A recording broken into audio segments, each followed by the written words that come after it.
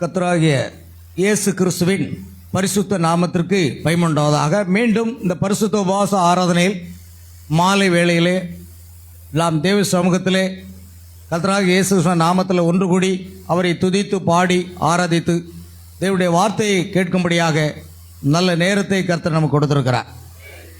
ஆகையால் இந்த நேரத்தில் நித்திய வீடு இரண்டாவது பாகத்தை நாம் தியானிக்க போகிறோம். யாவரும் எழுந்து நின்று தேவனுடைய வார்த்தையை வாசிக்க போகிறோம். ஏனென்றால் தீர்க்கதரிசி பிரணாம் சொல்கிறாரு, ஒரு தேசிய கொடி இருக்கின்றா எழுந்து நின்று தான் மரியாதை செலுத்தணும். அதே போல் வேதாகமத்தை வாசிக்கும் பொழுது எல்லாரும் என்ன செய்யணும்? எழுந்து நிறுத்து மரியாதை செலுத்த வேண்டும் என்று தீர்க்கதரிசி சொல்கிறார். அல்லேலூயா. ஆகையால் பிரியமானவர்களே, இன்று நம்ம எல்லாருக்கும் என்ன நாள்? சுதந்திர தின நாள். என்னுடைய ஸ்டேட்டஸை பார்த்துருப்பீங்க இல்லையா? பாஸ்டர் ஸ்டீபன் திருநெல்வேலி இந்த என்னது சுதந்திர தின வாழ்த்துக்கள் அப்படிங்கிற அந்த வீடியோவை பார்த்துருப்பீங்க. பார்த்தீங்களா?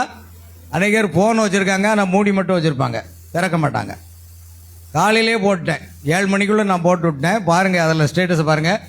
அடுத்தது என்னுடைய பேரை போட்டு செல் நம்பரை போட்டு என்னுடைய ஃபோட்டோ போட்ட ஒரு காலண்டர் தொங்குது. அந்த காலண்டரை நம்முடைய பாரத பிரதமர் மோடி அப்படியே உத்து பார்க்குறாரு. ஸ்டேட்டஸில் பாருங்கள். ஆமென் இல்லையா? நம்ம எல்லா வகையிலும் கர்த்தரை மகிமைப்படுத்துகிற மாதிரி இல்லை, நம்ம இந்திய தேசத்தின் குடிமகன். ஆமென். நம்ம எல்லாரும் யாருங்க? இந்திய தேசத்தின் குடிமகன். நம்முடைய தேச தந்தை யாரு? பரலோக தந்தை இல்ல, பரலோக தந்தை கர்த்தராகிய இயேசு கிறிஸ்து. நம்முடைய இந்திய தேச தந்தை மகாத்மா காந்தியடிகள். சுதந்திரம் வாங்குறதுக்காக ஒரு சட்டம் கூட போடலை. அல்லேலூயா. இன்றைக்கு இருக்கிற ஊழியக்காரருக்கு கோட் சூட்டு போடலன்னா பிரசங்கமே வராது. ஆமென். அல்லேலூயா. எனக்கு பனியன் போட்டாலும் பிரசங்கம் வரும். ஆமென்.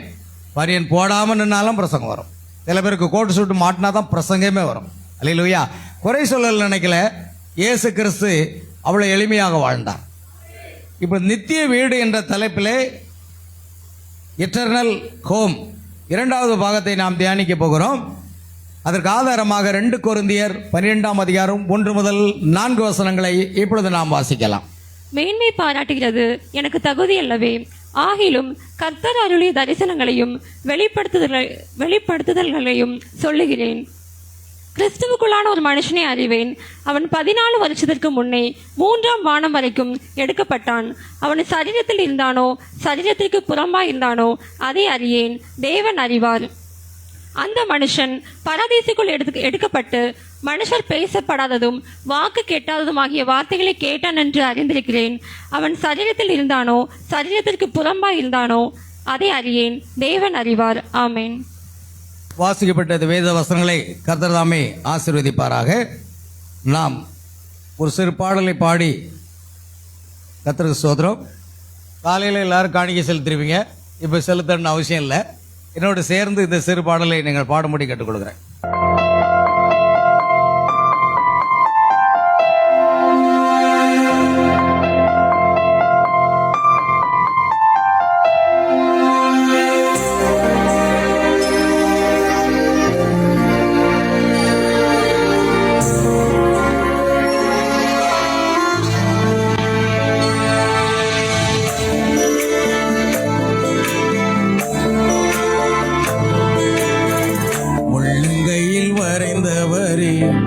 உயிரையும் தந்தவரே, உம்மை போல தெய்வம் இந்த உலகில் இல்லையே.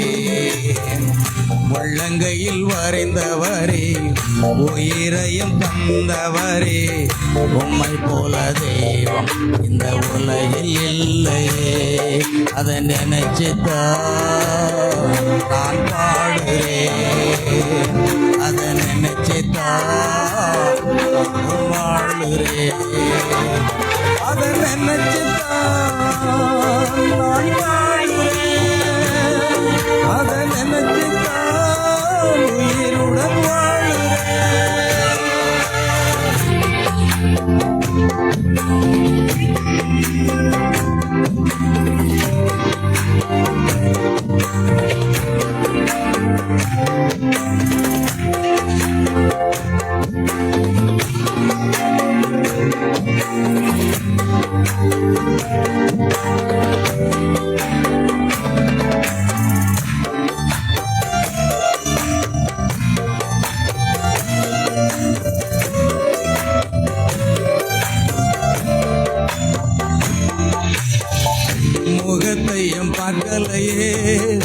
முகவரி பார்க்கலையே, முகத்தையும் பார்க்கலையே, முகவரி பார்க்கலையே, உள்ளத்தை பார்த்து விட்டேன், ஆளுகையும் தந்து விட்டேன், உள்ளத்தை பார்த்து விட்டேன், ஆளுகையும் தந்து விட்டேன், நினைச்சுத்தான் நான் பாடுவேன், அதை நினைச்சுத்தான் உயிருடன் வாழுவேன், அதை நினைச்சுத்தான் நான் பாடுவேன், அதை நினைச்சுத்தான் உயிருடன் வாழுவேன்.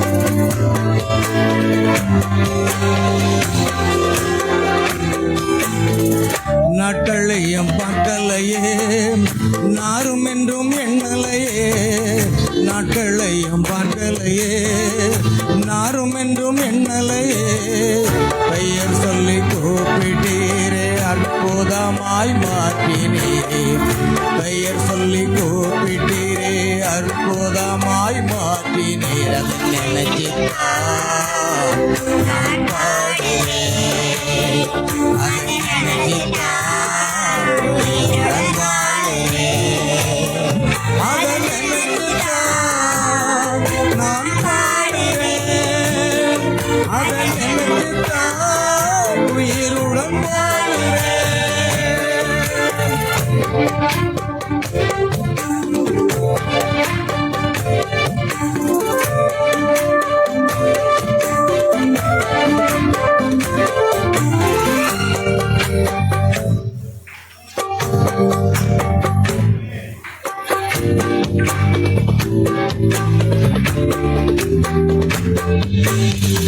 வயசுமாகி போச்சு, சரீரமும் செத்து போச்சு, வயசுமாகி போச்சு, கர்ப்பமும் செத்து போச்சு, வார்த்தை நினைத்தவரை தகப்பனாக மாற்றினீர், வார்த்தை நினைத்தவரை தாயாக மாற்றினீர், அதை நினைச்சுத்தான் நான் பாடுவேன், அதை நினைச்சுத்தான் உயிருடன் வாழுவேன், அதை நினைச்சுத்தான் நான் பாடுவேன், அதை நினைச்சுத்தான் உயிருடன் வாழுவேன்.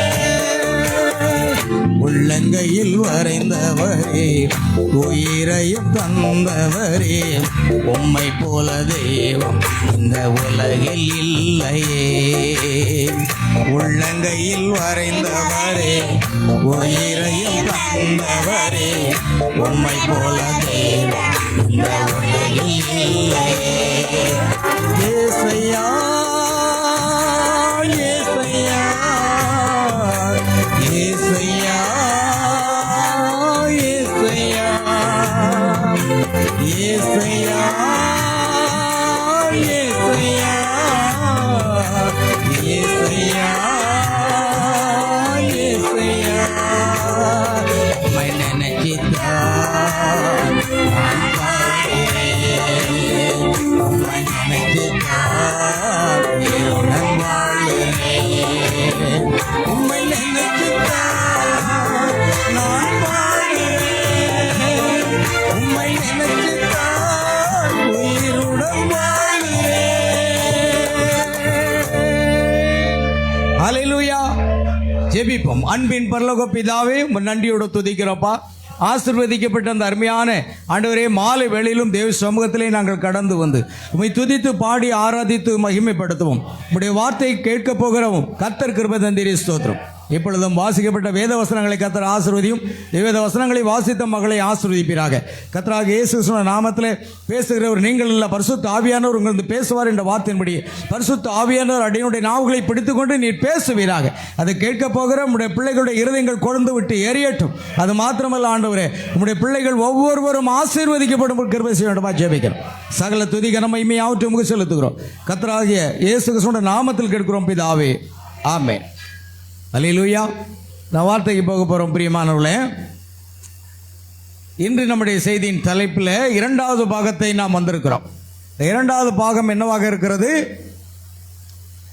நித்திய வீடு, எட்டர்னல் ஹோம், பாகம் 2. ஆமென்.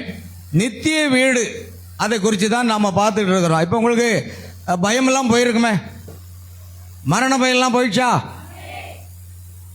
இன்னும் கொஞ்சம் இருக்கா? காலையில் செய்தியை கேட்ட பிறகு மரண பயம் கொஞ்சம் போயிருக்கு, ஆனால் கொஞ்சம் இருக்கு. அப்படிதானே? சாராள அம்மாளுக்கு வலுசா இல்லை, சுத்தமா இல்லை. அல்லேலூயா. அடுத்தது வேற பின்னால மரண பயம் போயிடுச்சா? போனவங்க அல்லேலூயா சொல்லலாம். ஆமென். சகோதரர்கள் 1-2 பேர் மரண பயம் போன மாதிரி தெரியல, ஏன்னா அல்லேலூயா சொல்ல மாட்டேங்க. ஆமென். இன்னும் கொஞ்ச நாள் போட்டும் பாஸ்டர், இப்போ ஒன்றும் அவசரம் இல்லை. அல்லேலூயா. ஏன்னா கிறிஸ்தவத்தின் நம்பிக்கையை நம்ம இன்னைக்கு காலையில் பேசுவோம். அதனால ஒரு கிறிஸ்தவன் மறுபடியும் பிறந்து ரட்சிக்கப்பட்டு பரிசுத்தாவின் அபிஷேகம் பெற்றால் நிச்சயமா அவன் மரணத்தை கண்டு என்ன செய்ய மாட்டான். அதனால தான் இந்த உண்மையை அறிந்து கொண்ட பவுல், மரணமே உன் கூறு எங்கே, பாதாளமே உன் ஜெயம் எங்கே, கிறிஸ்து எனக்கு ஜீவன், சாவு எனக்கு ஆதாயம். சாவை ஆதாயம்னு சொல்லக்கூடிய ஒரே ஒரு தேவ மனிதன் யாருன்னா பவுல் தான். சரி, இப்பொழுது நாம் பார்க்க போறோம். மேன்மை பாராட்டுகிறது எனக்கு தகுதி அல்லவே, ஆகிலும் கர்த்தர் அருளிய தரிசனங்களையும் வெளிப்படுத்தல்களையும் சொல்லுகிறேன். பரிசுத்த பவுலுக்கு தேவன் அநேக காரியங்களை வெளிப்படுத்தி கொடுத்தார், அநேக தரிசனங்களை கொடுத்தார். ஆனால் அவர் சொல்லுகிறார், கர்த்தர் எனக்கு கொடுத்த தரிசனங்களையும் வெளிப்படுத்தல்களையும் நான் ஒன்றையும் உங்களுக்கு என்ன செய்யவில்லை, மறைத்து வைக்கவில்லை அப்படிங்கிறார். ஆமென். சகோதரி பிரேமா சகோதரி சொன்னாங்க, 6 முடிஞ்ச பிறகு ஆண்டவர் எங்களுக்கு அருமையான ஒரு சபையை கொடுத்திருக்கிறார், அருமையான ஒரு போதகர் கொடுத்தார். இவ்வளவு வேத வசனத்தின் விளக்கத்தை நாங்கள் எங்கேயுமே கேட்கல சொன்னாங்க. அல்லேலூயா. அவங்க சொல்றது மாத்திரமல்ல, ஒரு ஆராதனையும் விட மாட்டாங்க. அங்கதான் சாட்சி இருக்கணும், சொல்றதுல சாட்சியை சொல்ல முடியாது. ஆமென். நான் சிறு பிள்ளையா இருக்கும்போது என்னுடைய நண்பர்களோடு பேசிட்டு இருப்பேன். டேங்கவாடா, என்னம்மா நான் நினைச்சோம்னா என்ன செய்ய தெரியுமா அப்படிமா, நீ என்ன செஞ்சிருவேன், இந்த உலகத்தை அழிச்சிருவேன். சின்ன பிள்ளைல நாங்கள் விளையாடுவோம், நீங்கள் விளையாடிருக்கீங்களா? அப்படி நான் நினைச்சோம்னா இந்த உலகத்தை அழிச்சு விடுவேன். என்ன நினைச்சுக்கிட்டேன் அப்படின்னு சொன்னேன். எப்பா அப்படியா? ஆனா ஒண்ணு, நான் நினைக்கலை.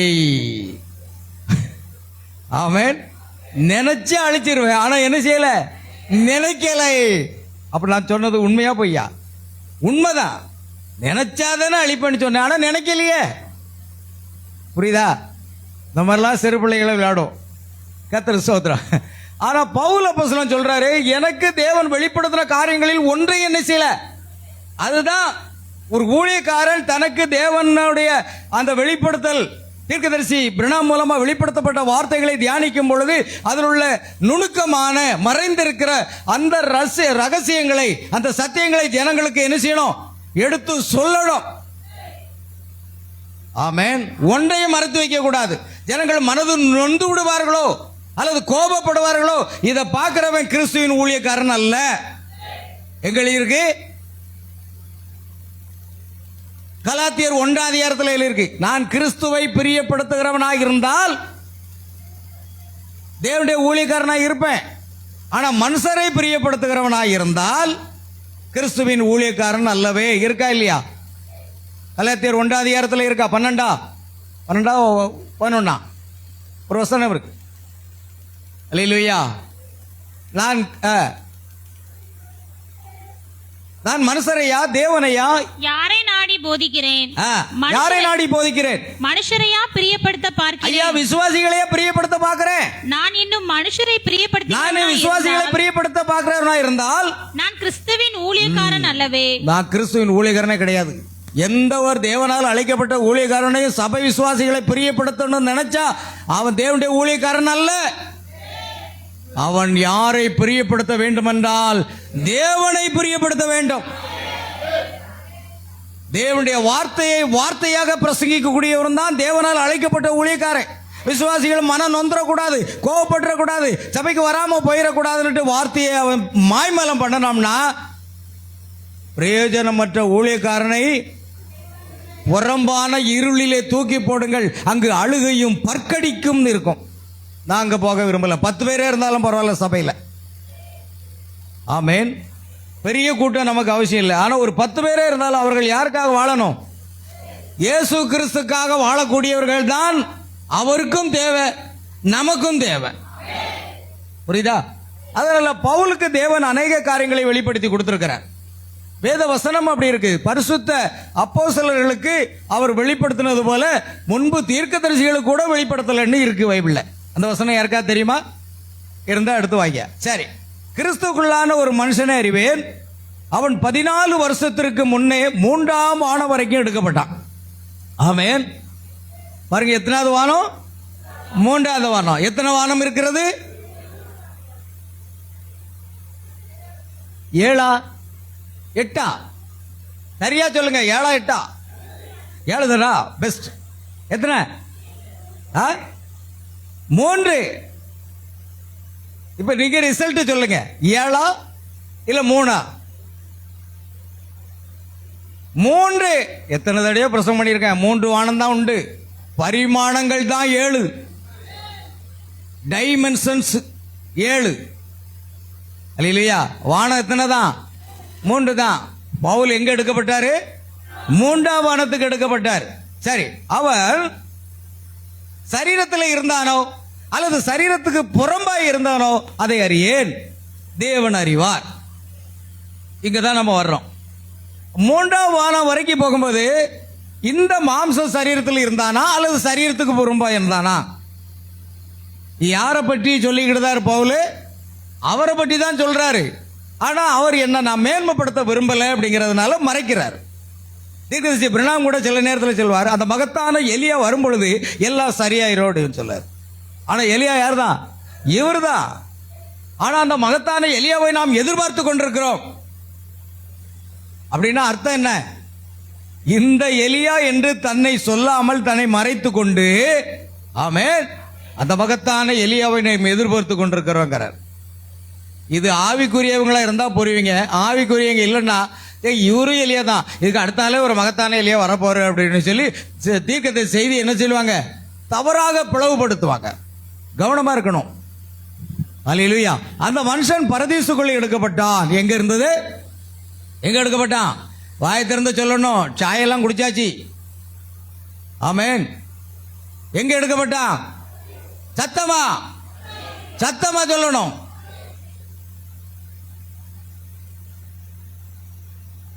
ஆமென்.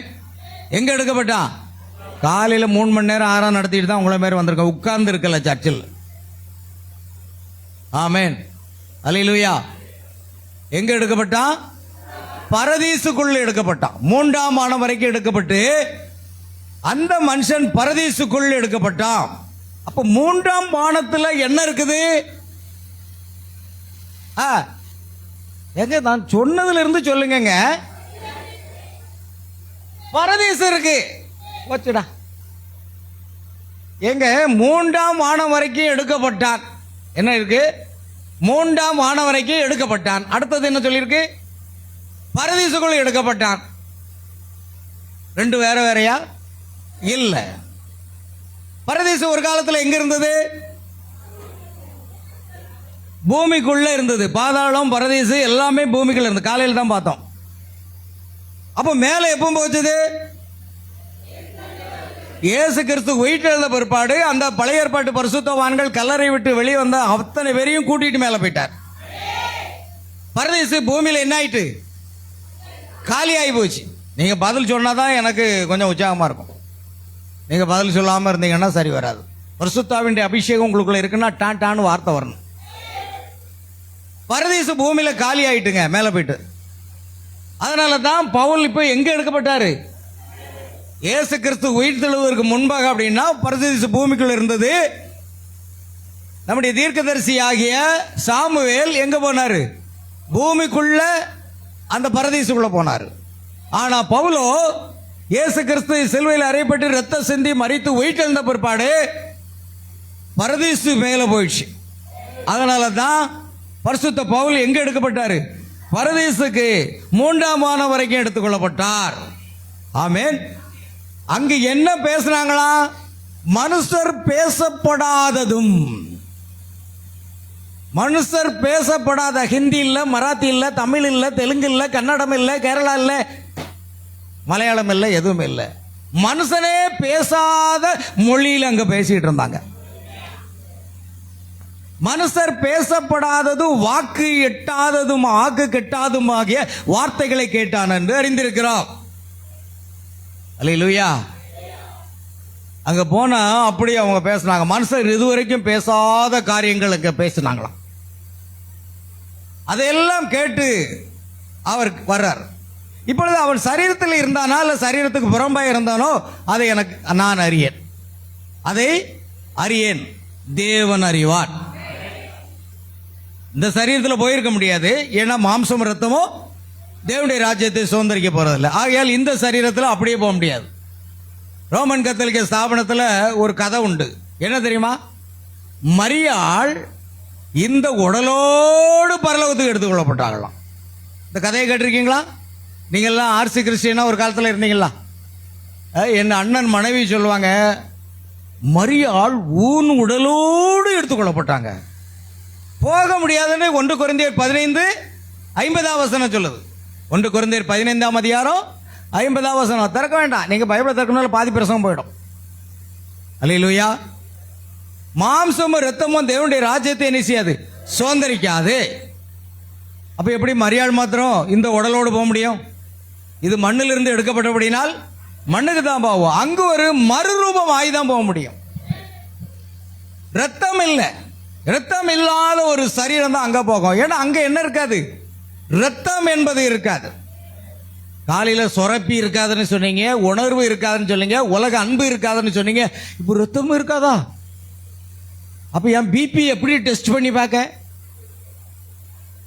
ரத்தம் இல்லைன்னா பிபி எப்படி டெஸ்ட் பண்ண? ஒருவேளை பிபி கூடிச்சுன்னா என்ன பண்ண? ஒன்றும் கூடாது, சாகவே மாட்டீங்க. வேற என்ன? அல்லேலூயா. ஏங்க அந்த சரீரத்தில் மரணமே வராதுங்க. இது கட்டுக்கதையா, ராமாயணமா? இல்லை, இது தேவனுடைய வார்த்தை. ஆமென். இங்க கவனிக்கணும். அப்ப பரதீச காலியாகி மேல போயிட்டுங்க 3ஆம் வானம் வரைக்கும் எடுத்துக்கொள்ளப்பட்டார். இங்க என்ன பார்க்கிறோம்? கேள்வி பதில நம்ம வாசிக்கலாம். கேள்விகளும் பதில்களும். கொஸ்டின் 82, கேள்வி 82. ஒன்றுக்கும் மேற்பட்ட உலகம் இருக்கின்றதா? அப்படியே எடுக்கக்கூடாது, அப்படியே நிறுத்திக்கணும். உங்ககிட்ட தான் கேட்கிறேன். ஒன்றுக்கு மேற்பட்ட உலகம் இருக்கின்றதா? எப்பொழுதும் வேகமா பதில் சொல்றாங்க சகோதரிமார்கள். சொல்லுங்க, ஒன்றுக்கு மேற்பட்ட உலகம் இருக்கிறதா? எத்தனை உலகம் இருக்கு? 1 2? ஓ, 2 உலகம். அடுத்தல 3 உலகமா? சரி, நீங்க என்ன சொல்றீங்க? முன் வரிசை, நடு வரிசை, பின் வரிசை. படித்த கல்விமான்கள் நிறைய பேர் இருக்கிறீங்க. ஆமென். எத்தனை வானம்? என்ன எத்தனை உலகம்? எத்தனை வானம் இல்லை, எத்தனை உலகம்? 3 உலகமா? அது 3க்கும் பேர சொல்லுங்க.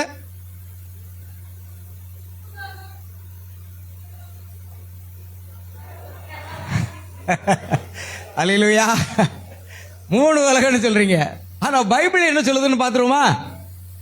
ஆமென். செய்தி என்ன சொல்லுதுன்னு பார்க்கலாமா?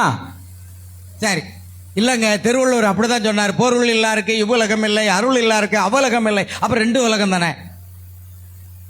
அது திருவள்ளுவர் சொன்னாருங்க. பைபிள் என்ன சொல்லுது? ஒன்றுக்கு மேற்பட்ட உலகம் இருக்கின்றதா? போட்டோம். ஆம், அநேக உலகங்கள் இருக்கின்றன. ரெண்டும் போச்சு, மூணும் போச்சு. அநேக உலகங்கள் இருக்கின்றன செய்தியில தீர்க்கதரிசி சொல்றார். அதுதான் அங்கே நிறுத்து பாடினேன். மக்கள் காப்பி அடிக்கிற கில்லாடிகள். ஆமென், அல்லேலூயா. அநேக உலகங்கள் இருக்கின்றன. பாருங்கள், எபிரேயர் 1:2 வாசிங்களா? இந்த கடைசி நாட்களில் ஆ. குமாரன் மூலமாய் நமக்கு திருவிழம் பற்றினார். ஆ, இவரை சர்வத்துக்கும் சுதந்திரவாளியாக நியமித்தார். ஆ. இவரை கொண்டு உலகங்களையும் உண்டாக்கினார். என்னது? உலகங்களை உண்டாக்கினார். அப்ப அதை கொண்டு அவர் உலகங்கள். ஆமென். அடுத்தது கொஞ்சம் இங்கிலீஷ்ல சேர்த்து கொண்டு வந்துடணும், அதான் நல்லது. சரி, இப்ப கவனிங்க. அப்போ உலகங்கள்னு பைபிள்ல இருக்கு. எபிரேயர் 11:3 வாசிப்போம். எபிரேயர் 11:3. நாம் உலகங்கள் தேவனுடைய வார்த்தையினால் உண்டாக்கப்பட்டதென்றும் இவ்விதமாய் காணப்படுகிறவைகள் தோன்றப்படுகிறவைகளால் உண்டாகவில்லை என்றும் அறிந்திருக்கிறோம். சரி, விசுவாசத்தினாலே நாம் உலகங்கள். அங்க என்ன சொல்லி இருக்கு? Through faith we understand that the birds. World அல்ல, உலகம் அல்ல, வேர்ல்ட்ஸ், உலகங்கள். உலகங்கள்னு பைபிள் சொல்லுது. அப்ப நீங்க பைபிள் வாசித்திருந்தா 2, 3, 4 சொல்லியிருக்க மாட்டீங்க. என்ன சொல்லியிருப்பீங்க? உலகங்கள்னு சொல்லியிருப்பீங்க. அப்ப இதுல இருந்து சரியா என்ன செய்யல? பைபிள் வாசிக்கல. பைபிள் இருந்து எடுத்து கொடுத்தேன். சரி, அடுத்து கவனிப்போம். அநேக உலகங்கள் உள்ளன. 1 இல்ல, 2 இல்ல, எத்தனையோ எனக்கு தெரியாது. தேவன் உலகங்களை உண்டாக்கினார். உலகங்கள், வேர்ல்ட்ஸ், WORLDS, வேர்ல்ட்ஸ், உலகங்களை உண்டாக்கினார் என்று எழுதியிருக்கிறது. ஆமென். சரி, அடுத்த கொஸ்டின், கேள்வி 83. ஒன்றுக்கும் மேற்பட்ட வானம் இருக்கிறதா? எத்தனை? எப்பா 7 இல்லையா? ஏன்னா போன விட கேள்விக்கும் போது 7ன்னீங்க. இப்போ அதில் 4 கழிச்சிருங்க. ஆமென். ஒன்றுக்கு மேற்பட்ட வானம் இருக்கிறதா? ஆம். 2 கொரிந்தியர் 12, 1-3 அதில் 3ஆம் வானம் வரைக்கும் எடுக்கப்பட்ட ஒரு மனிதனை தான் அறிந்துள்ளதாக பவுல் கூறுகிறார். மேலும் வெளிப்படுத்தின விசேஷத்தில் இன்னும் பிறவற்றில் அதிக வானம் காணப்படுகிறது, அதிகமாக வானங்கள் காணப்படுகிறது. சரி, இப்போ நம்ம வானம் அப்படிங்கிறத பார்ப்போம். இப்போ இன்னும் ஒரு சின்ன வானங்கிறதுக்கு நம்ம அப்படி இருக்கட்டும். நான் உங்களுக்கு எந்த செய்தியிலிருந்து எடுத்து கொடுத்தேன்? இப்போ எந்த செய்தியிலிருந்து எடுத்து கொடுத்தேன்? கேள்வி பதில். சரிதானா? இப்போ இங்கே என்ன சொல்லியிருக்கு? சங்கீதம் 19:1 வாசிங்க. சங்கீதம் 19:1.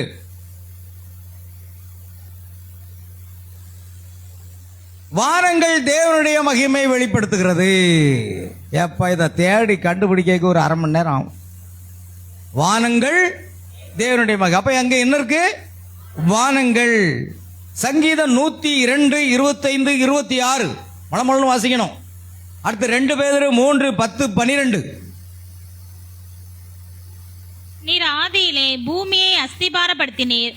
வானங்கள் உம்முடைய கரத்தின் கிரியையாய். வானங்கள் உமது கரத்தின் கிரியைகளாக இருக்கிறது. உலகங்கள் அப்படின்னு பார்த்தோம். இப்ப என்னதுங்க? வானங்கள். சரிதானா? நம்ம பார்த்ததெல்லாம் என்னது? மேல பார்த்தா என்ன தெரியுது? வானம் தெரியுது. ஆனா பைபிள் சொல்லுது வானங்கள். என்ன மேல மேல போய்கிட்டே இருக்கலாம். இப்ப கவனிக்கிறோம். 25, 26. நீர் ஆதியிலே பூமியை அஸ்திபாரப்படுத்தினீர், வானங்கள் உம்முடைய கரத்தின் கிரியா இருக்கிறது, அவைகள் அழிந்து போம். வானங்கள் அழிந்து போம், நீரோ நிலைத்திருப்பீர். ஆமென். அவைகளெல்லாம் வஸ்திரம் போல் பழமையாய் போம், அவைகளை ஒரு சால்வை போல மாற்றுவீர், அப்பொழுது எல்லாம் மாறி போகும். ஏனென்றாலும் தேவனுடைய கரத்தின் கிரியைகள், சிருஷ்டிக்கப்பட்டது எல்லாத்துக்கும் முடிவு உண்டு. ஆமென். ஆகையால் வானங்கள் என்று நம்ம பார்க்கிறோம். இன்னும் நீங்க பார்த்துட்டீங்கன்னா பைபிள் வசனத்துல பார்த்துட்டீங்களா? 2 பேதுரு 3 அதிகாரம் 10 முதல் 12. சீக்கிரமா டக்கு டக்கு டக்கு வாசிக்கணும், டைம் ஆயிடுச்சு. நாள் இரவிலே திருடன் வருகிற கர்த்தருடைய விதமாய் நாள் வரும். இரவிலே திருடன் வருகிற விதமாக இருக்கும். அப்பொழுது ஆ. வானங்கள் மடமட என்று அகன்று போகும், வானங்கள் மடமட என்று அகன்று போகும், பூதங்கள் வெந்து உருகி போகும். பூதங்கள் வென்று உருகி போகும். பாருங்க, வானம்னு எங்கேயாவது சொல்லியிருக்கா? வாய் திறந்து சொல்லுங்க. வானங்கள் எங்க எடுத்தாலும் பைபிள்ல வானங்கள் வானங்கள். அப்பொழுது வானங்கள் மடமட என்று அகன்று போகும், பூதங்கள் வெந்து உருகி போகும், பூமியும் அதில் உள்ள கிரிகளும் எரிந்து அழிந்து போகும். இங்க சொத்து சுகம் எல்லாம் வச்சு என்ன பிரயோஜனம்? சிகப்பு கிடாரிய மூன்றாவது தேவாலயம் கட்டி பலி செலுத்துவதற்காக ஒத்திகை போன வாரம் முடிச்சிட்டாங்களாம். எத்தனை பேர் பார்த்தீங்க? வீடியோ பார்த்தீங்களா? சிகப்பு கிடாரிய எப்படி பலி செலுத்துவது என்ற ஒத்திகை முடிஞ்சு போச்சு. நம்ம எவ்வளவு சமயமா இருக்கோம். நான் உங்கள்கிட்ட சொல்லிக்கிட்டே இருக்கேன், ஆராதனை விடாதீங்க, ஆராதனை விடாதீங்க, விடாதீங்க விடாதீங்க. சொல்லத்தான் செய்ய முடியும், அவ்வளோதான் செய்வேன். நீ கணக்காட்ட முடியாது. ஏன்னா ரெக்கார்டிங் ஏஞ்சல் அங்கே என் ஊழியக்காரன் எத்தனை தடவை உனக்கு சொல்லிக்கிட்டே இருக்கான் அப்படின்னு ரெக்கார்ட் பண்ணி வச்சிருவான். ஆண்டவரே எனக்கு அப்படி ஆயிட்டு இப்படி ஆயிட்டு, என் ஊழியக்காரன் எத்தனை தடவை கத்தி கத்தி சொல்லிக்கிட்டு இருக்கான். ஆமென். அது ரெக்கார்ட் ஆகுமா? ஆமென். எல்லாமே ரெக்கார்டர். அது காலையில் என்ன நம்ம பார்த்தோம்? என்ன தூதன்? பதிவு செய்யும் தூதன், ரெக்கார்டிங் ஏஞ்சல். கவனிங்க. ஆகையால் பூதங்கள் வெந்து ஊறி போகும், வானங்கள் மழமட என்று போயிடும். அடுத்த வசனம் 11. இப்படி இவைகளெல்லாம் அழிந்து போகிறதா இருக்கிறபடியால் நீங்கள் எப்படிப்பட்ட பரிசுத்த நடக்கையும் தேவ பக்தி உள்ளவர்களாக இருக்க வேண்டும். இது எல்லாம் அழிஞ்சு போக போத. ஆமென். அப்படியானால் நாம் எப்படிப்பட்ட ஒரு பரிசுத்த நடக்கை வேணும், எவ்வளவு தேவ பக்தி உள்ளவர்களாக இருக்க வேண்டும். தேவனுடைய நாள் சீக்கிரமாய் வரும்படிக்கு மிகுந்த ஆவலோடே காத்திருங்கள். அந்த நாளில் வானங்கள் வெந்து அழிந்து பூதங்கள் எரிந்து உருகி போகும். அப்படியே வேதாகமத்தில் எல்லா இடங்களில் என்ன சொல்லியிருக்கு பிரியமானவர்களே? மைக்கு வேணுமா? இல்ல சத்தம் என் காதல் கேட்கல. வானங்கள். நீங்க உற்சாகம் இல்லைன்னா பிரசங்கத்தை முடிச்சிருவேன். முடிஞ்சது. கேட்ட கேள்விக்கு பதில் சொல்லணும். ஆசிரியர் கேட்கிறாருன்னா மாணவர்கள் என்ன செய்யணும்? பதில் சொல்லணும். அல்லேலூயா. கவனிங்க, செய்திக்கு போம். கர்த்தருக்கு ஸ்தோத்திரம். சரி, வானங்கள் என்ன ஒரு வசனம் எடுத்துருவோமே. அப்போஸ்தலர் 7ஆம் அதிகாரம் 56வது வசனம். அப்போஸ்தலர் 7:56. வானங்கள் திறந்திருக்கிறதையும் மனுஷகுமாரன் தேவனுடைய வலது பாரிசத்தில் நிற்கிறதையும் காண்கிறேன் என்றான். வானங்கள் திறந்திருக்கிறது. பாத்தீங்களா? ஸ்தேவான் கல்லறிந்து கொல்லப்படுகிற சமயத்தில் வானங்கள் திறந்திருக்கிறது. ஒரு வானம் இல்ல, அந்த வானம் 3ஆம் வானம் வரைக்கும் திறந்ததுனால தான் 7வது பரிமாணத்தில் இருக்கிற தேவனுடைய மகிமையும் இயேசு கிறிஸ்துவையும் பூமியிலிருந்தே பார்த்தாருங்க. ஸ்தேவான் ஒரு அப்போஸ்தலன் கிடையாது, ஸ்தேவான் ஒரு பாஸ்டரும் கிடையாது, 5 விதமான ஊழியத்தில் அவருக்கு எந்த பங்கும் இல்லை. சாதாரண ஒரு மூப்பன் தான். ஒரு மூப்பனால பரலோகத்தை பார்க்க முடியுமா? முடியுமா? உங்களால முடியுமா? அல்லேலூயா. முடியும். ஆவிக்குரியவர்களாக மாறணும். அல்லேலூயா. பாருங்கள், வானங்கள் திறந்திருக்கிறதையும் and said behold I see the heavens opened. Amen. heaven அல்ல, heavens. heavens opened and the son of man standing on the right hand of God. ஆமென். தேவனுடைய மகிமையை பார்க்கிறேன். the son of man standing on the right hand of, அவருடைய வலது புறத்திலே அவர் நின்று கொண்டிருக்கிறார். ஆங்கிலத்தில் வலதுபுறம் என்பது ரைட் ஹேண்ட் என்றாலும் போசம் என்ற வார்த்தை பயன்படுத்தப்படுகிறது. சரி, இப்போ நம்ம செய்திக்கு போகலாம். கவனிங்க, இப்பொழுது உண்மையான ஈஸ்டர். அப்போ வானங்கள் 3 பார்த்துட்டோம். அடுத்து உலகங்கள், அநேக உலகங்கள், பரிமாணங்கள் 7. ஆமென். பரிணாமம் அல்ல, பரிமாணம். பரிணாமம் என்றால் மனுஷன் தலைப்பிரட்டையிலிருந்து அப்படியே வளர்ந்து குரங்கா வந்து வர்றதை எடுக்கிறது தான் பரிணாமம், பரிணாம வளர்ச்சி. இது பரிமாணம். டைமென்ஷன்ஸ். எத்தனை பரிமாணம் இருக்குது? 7 பரிமாணம் இருக்கு. என்ன முதலாவது பரிமாணம் என்ன?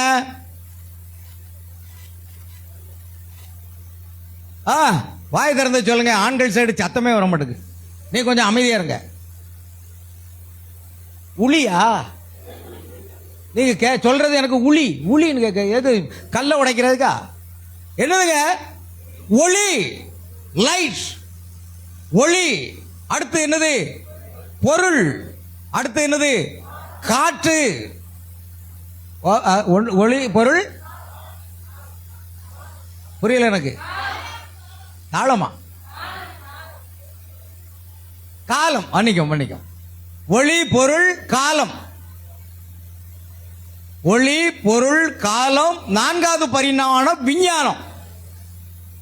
5வது பரிமாணம் பாவிகள் மரித்து போகக்கூடிய இடம். 6வது பரிமாணம் பரிசுத்தவான்கள், கிறிஸ்துக்குள் இருக்கிற ஜீவிக்கிற பரிசுத்தவான்கள் சென்று இளைப்பாறக்கூடிய இடம் தான் என்னது? 6வது பரிமாணம். 7வது பரிமாணம் இயேசு கிறிஸ்து சிங்காசனத்தில் வீற்றிருக்கிற அந்த இடம். புரிந்து கொண்டீர்களா? திரும்ப கேட்பேன். இப்போ கேட்க மாட்டேன். இப்போ கேட்டால் சொல்லிடுவீங்க. ஒரு 2 வாரம் கழிச்சு கேட்பேன். கவனிக்கணும். இப்பொழுது உண்மையான ஈஸ்டர் முத்திரை என்ற செய்தியில நம்ம கேட்க போறோம். இப்பொழுது நாம் கிறிஸ்து இயேசுக்குள்ளாக உன்னதங்களிலே ஒன்று சேர்ந்து உட்கார்ந்து கொண்டிருக்கிறோம். நம்ம எல்லாம் எங்க இருக்கிறோம்? உன்னதங்களில் இருக்கிறோம். Heavenly places. ஏன்னா கிறிஸ்துக்குள்ள பாவங்களிலும் அக்கிரமங்களிலும் மரித்திருந்த நம்மை அவர் கிறிஸ்துவோடு கூட உயிரோடு எழுப்பி உன்னதங்களை வைத்திருக்கிறார் என்று எபேசியர் 2ஆம் அதிகாரத்தில் இருக்கிறது. பாருங்க. இப்பொழுது இயேசுவின் சரீரமானது உயிர்த்தெழுதலிலிருந்து மேலே எடுத்துக்கொள்ளப்பட்டது என்பதை நாம் தெளிவாக உணர்கிறோம். இப்பொழுது 3 வானங்களை குறித்து வேதம் பேசுகிறது என்பதை நாம் அறிவோம். அதை நாம் 1ஆம் வானம், 2ஆம் வானம், 3ஆம் வானம் என்று அறிவோம். ஆமென். பாத்தீங்களா? பவுல் 3ஆம் வானம் வரைக்கும் எடுத்துக்கொள்ளப்பட்டு பேசப்படாத, வாக்கு கெட்டாத காரியங்களை கண்டு அவைகளை குறித்து அவன் பேச முடியாதவனாய் இருந்தான். இந்த விலைக்கு சொல்ல முடியல. இயேசு கிறிஸ்து இந்த உலகத்தில் போய் சொன்னாரு, இதுக்கு மேல நான் உங்கள்கிட்ட பேசணும்னா நீங்க தாங்க மாட்டீங்க, நீங்க புரிந்து கொள்ள முடியாது உங்களால. பரிசுத்த ஆவி வரும்பொழுது நான் சொன்ன காரியங்களை எல்லாம் உங்களுக்கு நினைப்பூட்டுவார்.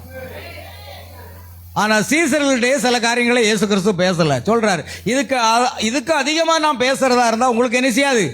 இப்போதைக்கு புரியாது, நீங்க தாங்க மாட்டீங்க. புரியாது என்று அர்த்தம். அதே போலதான் பவுல் இதையெல்லாம் கண்டு அதை பற்றி பேச முடியல, விளக்க முடியல. ஆமென். அல்லேலூயா. அவ்வளவு மகத்துவமான காரியம். ஆனா ஒன்று புரிந்தது, நாம பவுல் அது எந்த அதிகாரத்தில் பார்த்தோம்? 2 கொரிந்தியர் 12ஆம் அதிகாரம் தானே நாம் வாசித்தோம். அல்லேலூயா. 2 கொரிந்தியர் 12ஆம் அதிகாரத்தில் நாம் வாசிக்கிறோம். அதே போன்று 2 கொரிந்தியர் 1 கொரிந்தியரா 2:9 இல்லையா?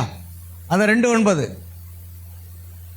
தேவன் நமக்காக ஆயத்தம் பண்ணினவைகளை நம் கண்கள் காணவும் இல்லை, காதுகள் கேட்கவும் இல்லை, மனுஷனுடைய இருதயத்தில் அதை அங்க போய் பார்த்துட்டு வந்துட்டாரு. தேவன் நமக்கு என்னெல்லாம் ஆயத்தம் பண்ணியிருக்காரு பாருங்க. அது மனுஷனுடைய கண்கள் இதுவரைக்கும் காணலைங்க. அப்படிப்பட்ட மகத்துவமான காரியம் இருக்கு.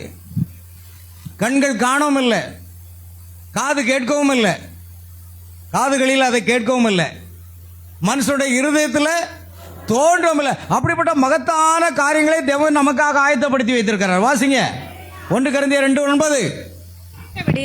தேவன் தம்மில் அன்பு கூறுகிறவர்களுக்கு ஆயத்தம் பண்ணினவைகளை ஆயத்தம் பண்ணி வைத்திருக்கிறாருங்க. கண் காணவும் இல்லை, காது கேட்கவும் இல்லை, காதுகளில் அதை கேட்டதும் இல்லை. அவைகள் மனுஷனுடைய இருதயத்தில் தோன்றாத காரியம். நமக்கு தேவன் அவைகளை தமது ஆவியினாலே வெளிப்படுத்தினார்.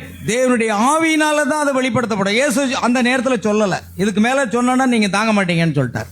ஆனா பரிசுத்த ஆவி வரும்பொழுது இதை புரிந்து கொள்வீர்கள். அப்படியே இப்படிப்பட்ட மகத்துவமான காரியத்தை 3ஆம் வானம் வரைக்கும் சென்று திரும்பி வந்தவர் தான் இதை பேசுறார். தீர்க்கதரிசி அதுதான் சொல்றார். ஆமென். சரி கவனிங்க. ஆகையால் அங்கு பேசப்படாத வாக்கு கட்டாத காரியங்களை கண்டு அவைகளை குறித்து அவன் பேச முடியாதவனாய் இருந்தான். அது முதலாம் சபையின் காலத்தில் விவரிக்கப்படலை.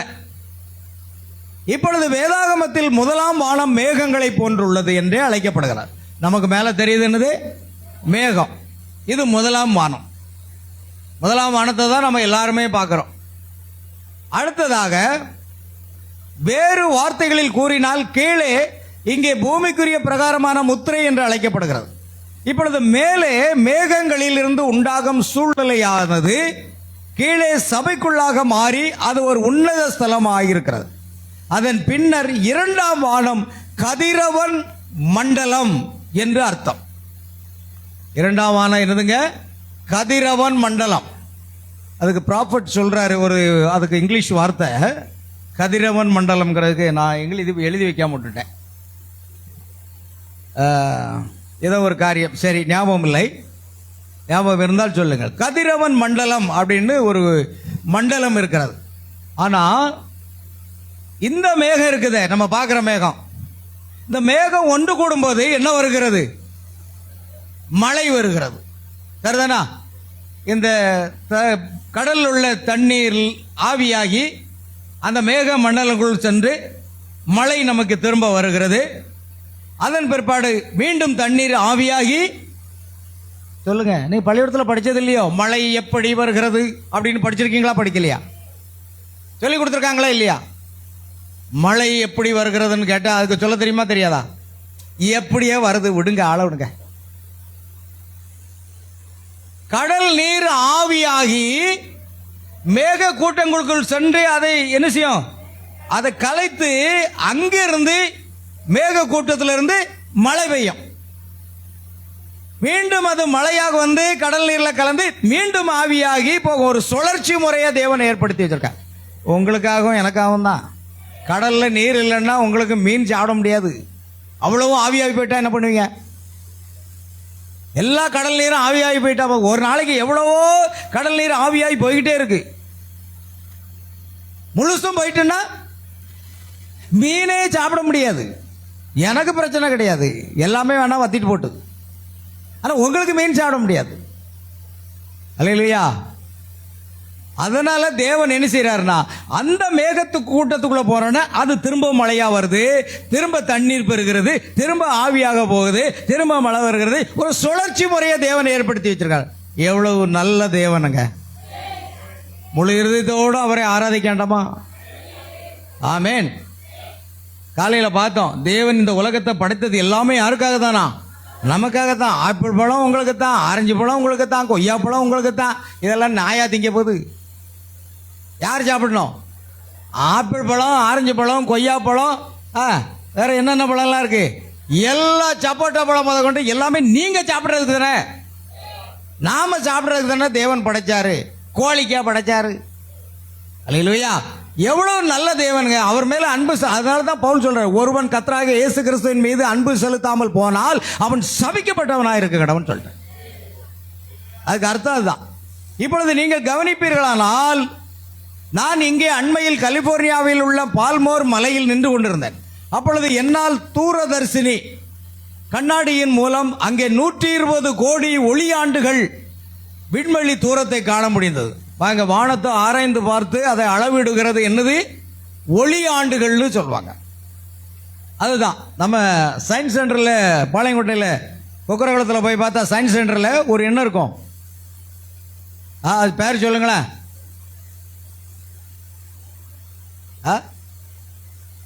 கையா, சத்தமே கேட்க முடியும். கைனா கைனா கைனானா எனக்கு என்ன புரியும்? ஸ்டெதஸ்கோப்பா? டெலஸ்கோப்பு. ஸ்டெதஸ்கோப்னு சொன்னா டாக்டர் வச்சு பார்க்கறது. இது டெலஸ்கோப்னு சொல்றது. அதுக்கு என்ன சொல்றது? ஏதோ ஒண்ணு.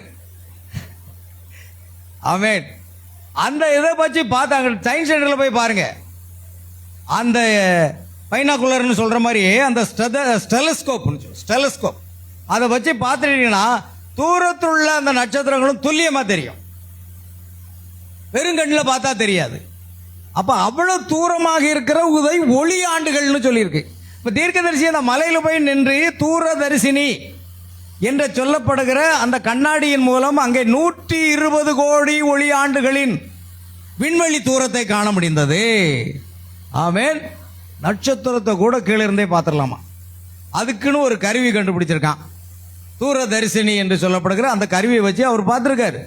அந்த மலையில போய் நின்று பார்க்கிறார். அப்ப எவ்வளவு அது தூரமா? 120 கோடி ஒளி ஆண்டுகள். ஆமென். விண்வெளி தூரத்தை காண முடிந்தது. இப்பொழுது சிந்தித்து பாருங்கள், 120 கோடி ஒளி ஆண்டுகளின் விண்வெளி தூரம், அங்கு செல்ல எத்தனை மைல்கள் வேகத்தில் செல்ல வேண்டியதாக இருக்கும் என்று கணக்கிட்டு பாருங்களேன். மனுஷன் இப்ப எங்க போயிடுறான்? சந்திர மண்டலத்துக்கு போயிட்டு வந்துடுறான். சரிதானா? சந்திர மண்டலத்தில் போய் ஆராய்ச்சி பண்ணிட்டு மறுபடியும் ஒரு இந்தியர் போயிட்டு வந்தார் இல்லையா, சந்திர மண்டலம் போயிட்டு பத்திரமா திருப்பி விட்டாங்க. இப்போ மனுஷன் பாருங்க, இந்த கிரகங்களுக்கெல்லாம் போகணும்னு முயற்சி பண்ணிக்கிட்டு இருக்கிறான். அது போயிட்டு வந்துட்டான். ஆமென். அது ஒளி ஆண்டுகள் என்று கணக்கெடுக்கிறது. எத்தனையோ மைல் வேகத்தில் போகுமா அது இப்பொழுது. ஆனால் அதே சமயத்தில் பரலோகம் கோடான கோடிக்கணக்கான ஒளி ஆண்டுகளின் தூரத்திற்கு அப்பால் உள்ளது. ஆமென். வானத்தை அண்ணாந்து போட்டு எங்கப்பா பரலோகம் இருக்கு? பரலோகம் எங்க தானே இருக்குன்னு சொன்னீங்க, ஒண்ணுமே தெரியலையா? ஒரே மேகமா தான் இருக்குது. பரலோகம் எங்கேயா இருக்கு? மேலே போகணும். என்ன எத்தனையோ 3 வானம் இருக்கு.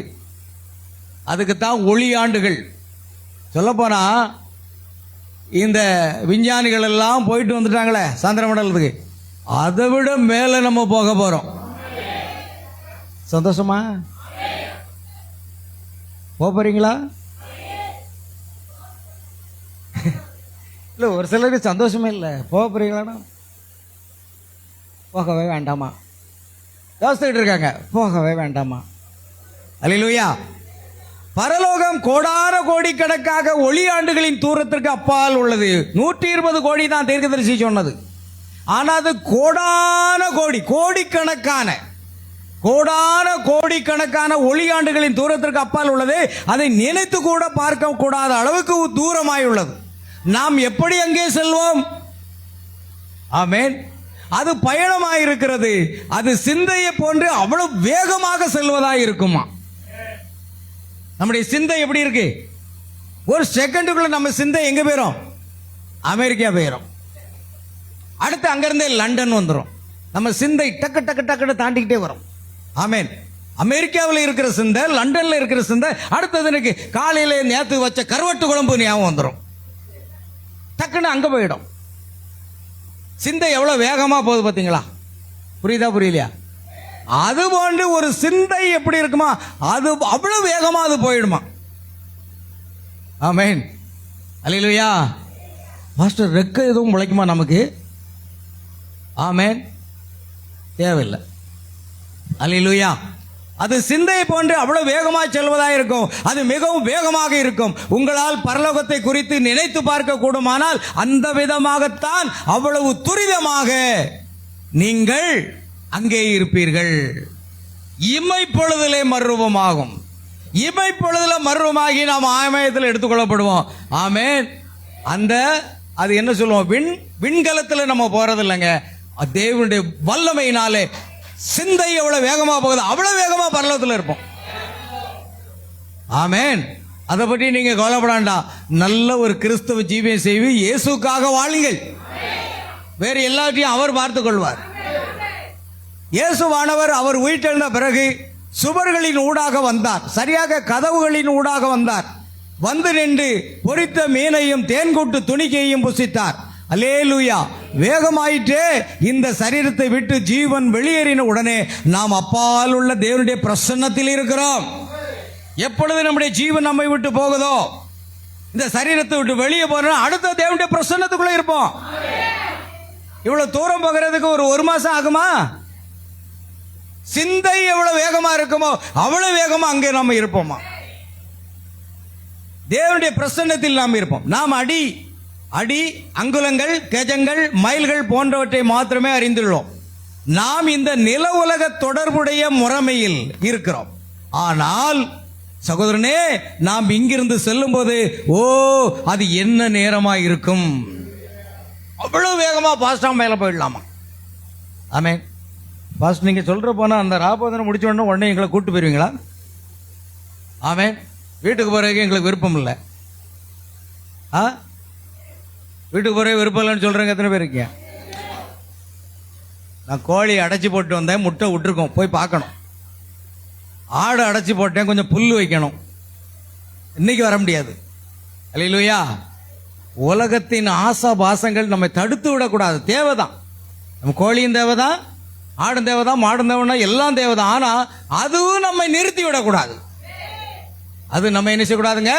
தடுத்து விடக்கூடாது. ஆமென். 5ஆம் முத்திரை, அடுத்த பாயிண்ட்க்கு வர்றோம். 5ஆம் முத்திரை, இன்னும் 2-3 இருக்கு.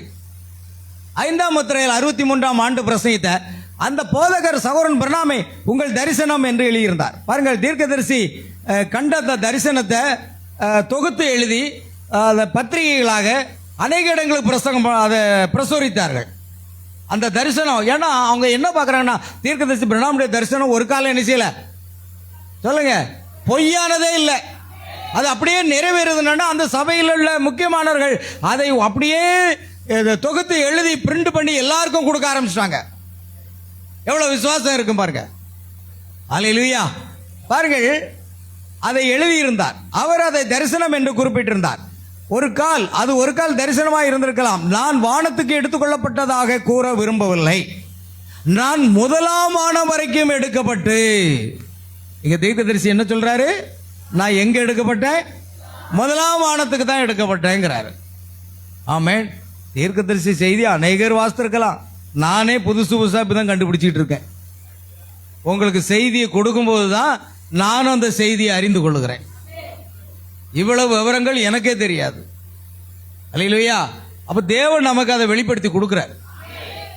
ஆமென். பாருங்கள், பவுல் 3ஆம் வானம் வரைக்கும் போயிட்டாரு. ஆனா சகோதரன் பிரணாம் எங்க போறாருங்க?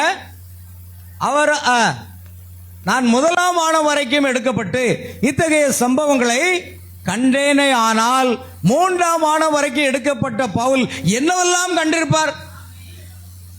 முதலாம் வானத்திலேயே நான் இதெல்லாம் பார்க்கிறேன். ரட்சிக்கப்பட்டவர்கள் 20 வயது நிரம்பிதான் வந்தாங்க. என்னுடைய என்ன பார்க்கிறேன்? மனைவி ஹோப்பை பார்க்கிறேன், மேடாவை பார்க்கிறேன்னு சொல்றாருன்னு வைக்குமே. அல்லேலூயா. அந்த நாயை பார்க்கிறார், ஸ்பிரிட்ஸ். அடுத்து பிரின்ஸ் என்று சொல்லப்படுகிற குதிரையை பார்க்கிறார். முதலாம் வானத்திலிருந்து இதெல்லாம் பார்க்கிறார். அப்ப 3ஆம் வானம் போனா எப்படி இருக்கும்? ஆமென். நாம டவுனுக்கும் திம்மராஜபுரத்துக்கு தானே சுத்திக்கிட்டு இருக்கோம். எங்கேயாவது போறோமா? ஏதாவது தரிசனம் பார்க்கிறோமா? ஏதாவது சொப்பனம் வருதா?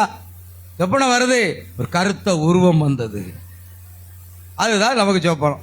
வேற எதுவுமே உருப்படியா வராது. அல்லேலூயா. கவனிங்க, 3ஆம் வானம் வரைக்கும் எடுக்கப்பட்ட அந்த பவுல் என்னவெல்லாம் கண்டிருப்பார் பாருங்க. தீர்க்கதரிசி கொஞ்சம் ஆசை, நானும் 3 வரைக்கும் போயிட்டு வந்தோம் நல்லா இருக்குமேன்னு பார்க்கிறார். சரி, அது என்ன? அதை குறித்து மனிதர் பேசவும் கூடாது என்று அவன் கூறினான். மனிதர் பேசக்கூடாதுங்க, அது மனிதர் அறிந்து கொள்ள முடியாத அளவுக்கு மகிமையா இருக்கிற ஒரு காரியம். ஆமென். எனக்கு நேர்ந்ததும் எடுக்கப்படுதலா என்னவென்பது எனக்கு புரியவில்லை, என்னால் சொல்ல முடியவில்லை. நான் அதை உங்களுக்கு கூறவும் முடியாது. அதை வாசித்த ஒரு போதகர், சகோதரன் பிரணாம், உங்கள் தரிசனம் பெரும்பாலும் வேத வாக்கியங்களுடன் ஒத்திருக்கிறது. அது சரியே. பாருங்க, அதை கைப்பிரதியை பிரிண்ட் பண்ணி எல்லா இடத்துக்கும் கொடுத்துட்டாங்க. அதை அநேகர் வாசிக்கிறாங்க, அநேக போதகர்கள் வாசிக்கிறாங்க. அப்புறம் சொல்றார், சகோதரன் பிரணாம், உங்கள் தரிசனம் பெரும்பாலும் எதோடு ஒத்திருக்கிறது? வேத வசனங்களோடு ஒத்திருக்கிறது. ஆனால் குதிரை அங்கு இருந்ததாக நீர் கூறுவது மாத்திரம் என்னால் ஏற்றுக்கொள்ள முடியல. எல்லாம் சரிதான், தரிசனம் சரிதான், ஆனா குதிரை அங்க எப்படி வந்துச்சு அதை என்னால் ஏற்றுக்கொள்ளல. இந்த நாய் எப்படி வந்துச்சு ஏற்றுக்கொள்ள முடியல. சரிங்க, நீங்க ஏற்றுக்கொள்றீங்களா? குதிரை அங்க இருக்குதா? நாய் அங்க இருக்குதா? ஒருத்தர் முகத்தை பார்த்தா தான் தெரியும். அல்லேலூயா. விசுவாசிக்கிறீங்களா? சரி, ஆகையால் குதிரை அங்கு இருந்ததாக நீர் கூறுவது மாத்திரம் என்னால் என்ன செய்ய முடியல, ஏற்றுக்கொள்ள முடியவில்லை. பரலோகம் மனிதருக்கு ஏற்பட்டுள்ளதே அன்றி குதிரைகளுக்கு அல்ல என்று எழுதியிருந்தார். அநேகர் கடி எழுதுனாங்களாம், அவன் பிரணாமே வேத வாக்கியத்தோடு உம்முடைய தரிசனம் ஒத்துப்போகுது, ஆனா குதிரை அங்க எப்படி வந்தது? ஆமென். ஆனா பரலோகம் யாருக்கு தான்? மனுஷருக்கு மட்டும்தான். ஆனா அது குதிரைகளுக்கு அல்லன்னு பதில் கடிதம் எழுதினாராம் என்று எழுதியிருந்தார். வேத தத்துவத்தினால் உண்டாகும் மனித ஞானத்தை பாருங்கள். இது என்னதுங்க? மனித ஞானம். பிதா ஒருவர், குமாரன் ஒருவர், பரிசுத்தாவி ஒருவர், திரித்துவ தேவன். இது என்னது? மனித ஞானம். ஆமென். தேவன் ஒருவரே பிதாவாக, குமாரனாக, பரிசுத்த ஆவியாக தன்னை வெளிப்படுத்தினார். ஆமென். அதுதான் வெளிப்பாடு. மனித ஞானம்.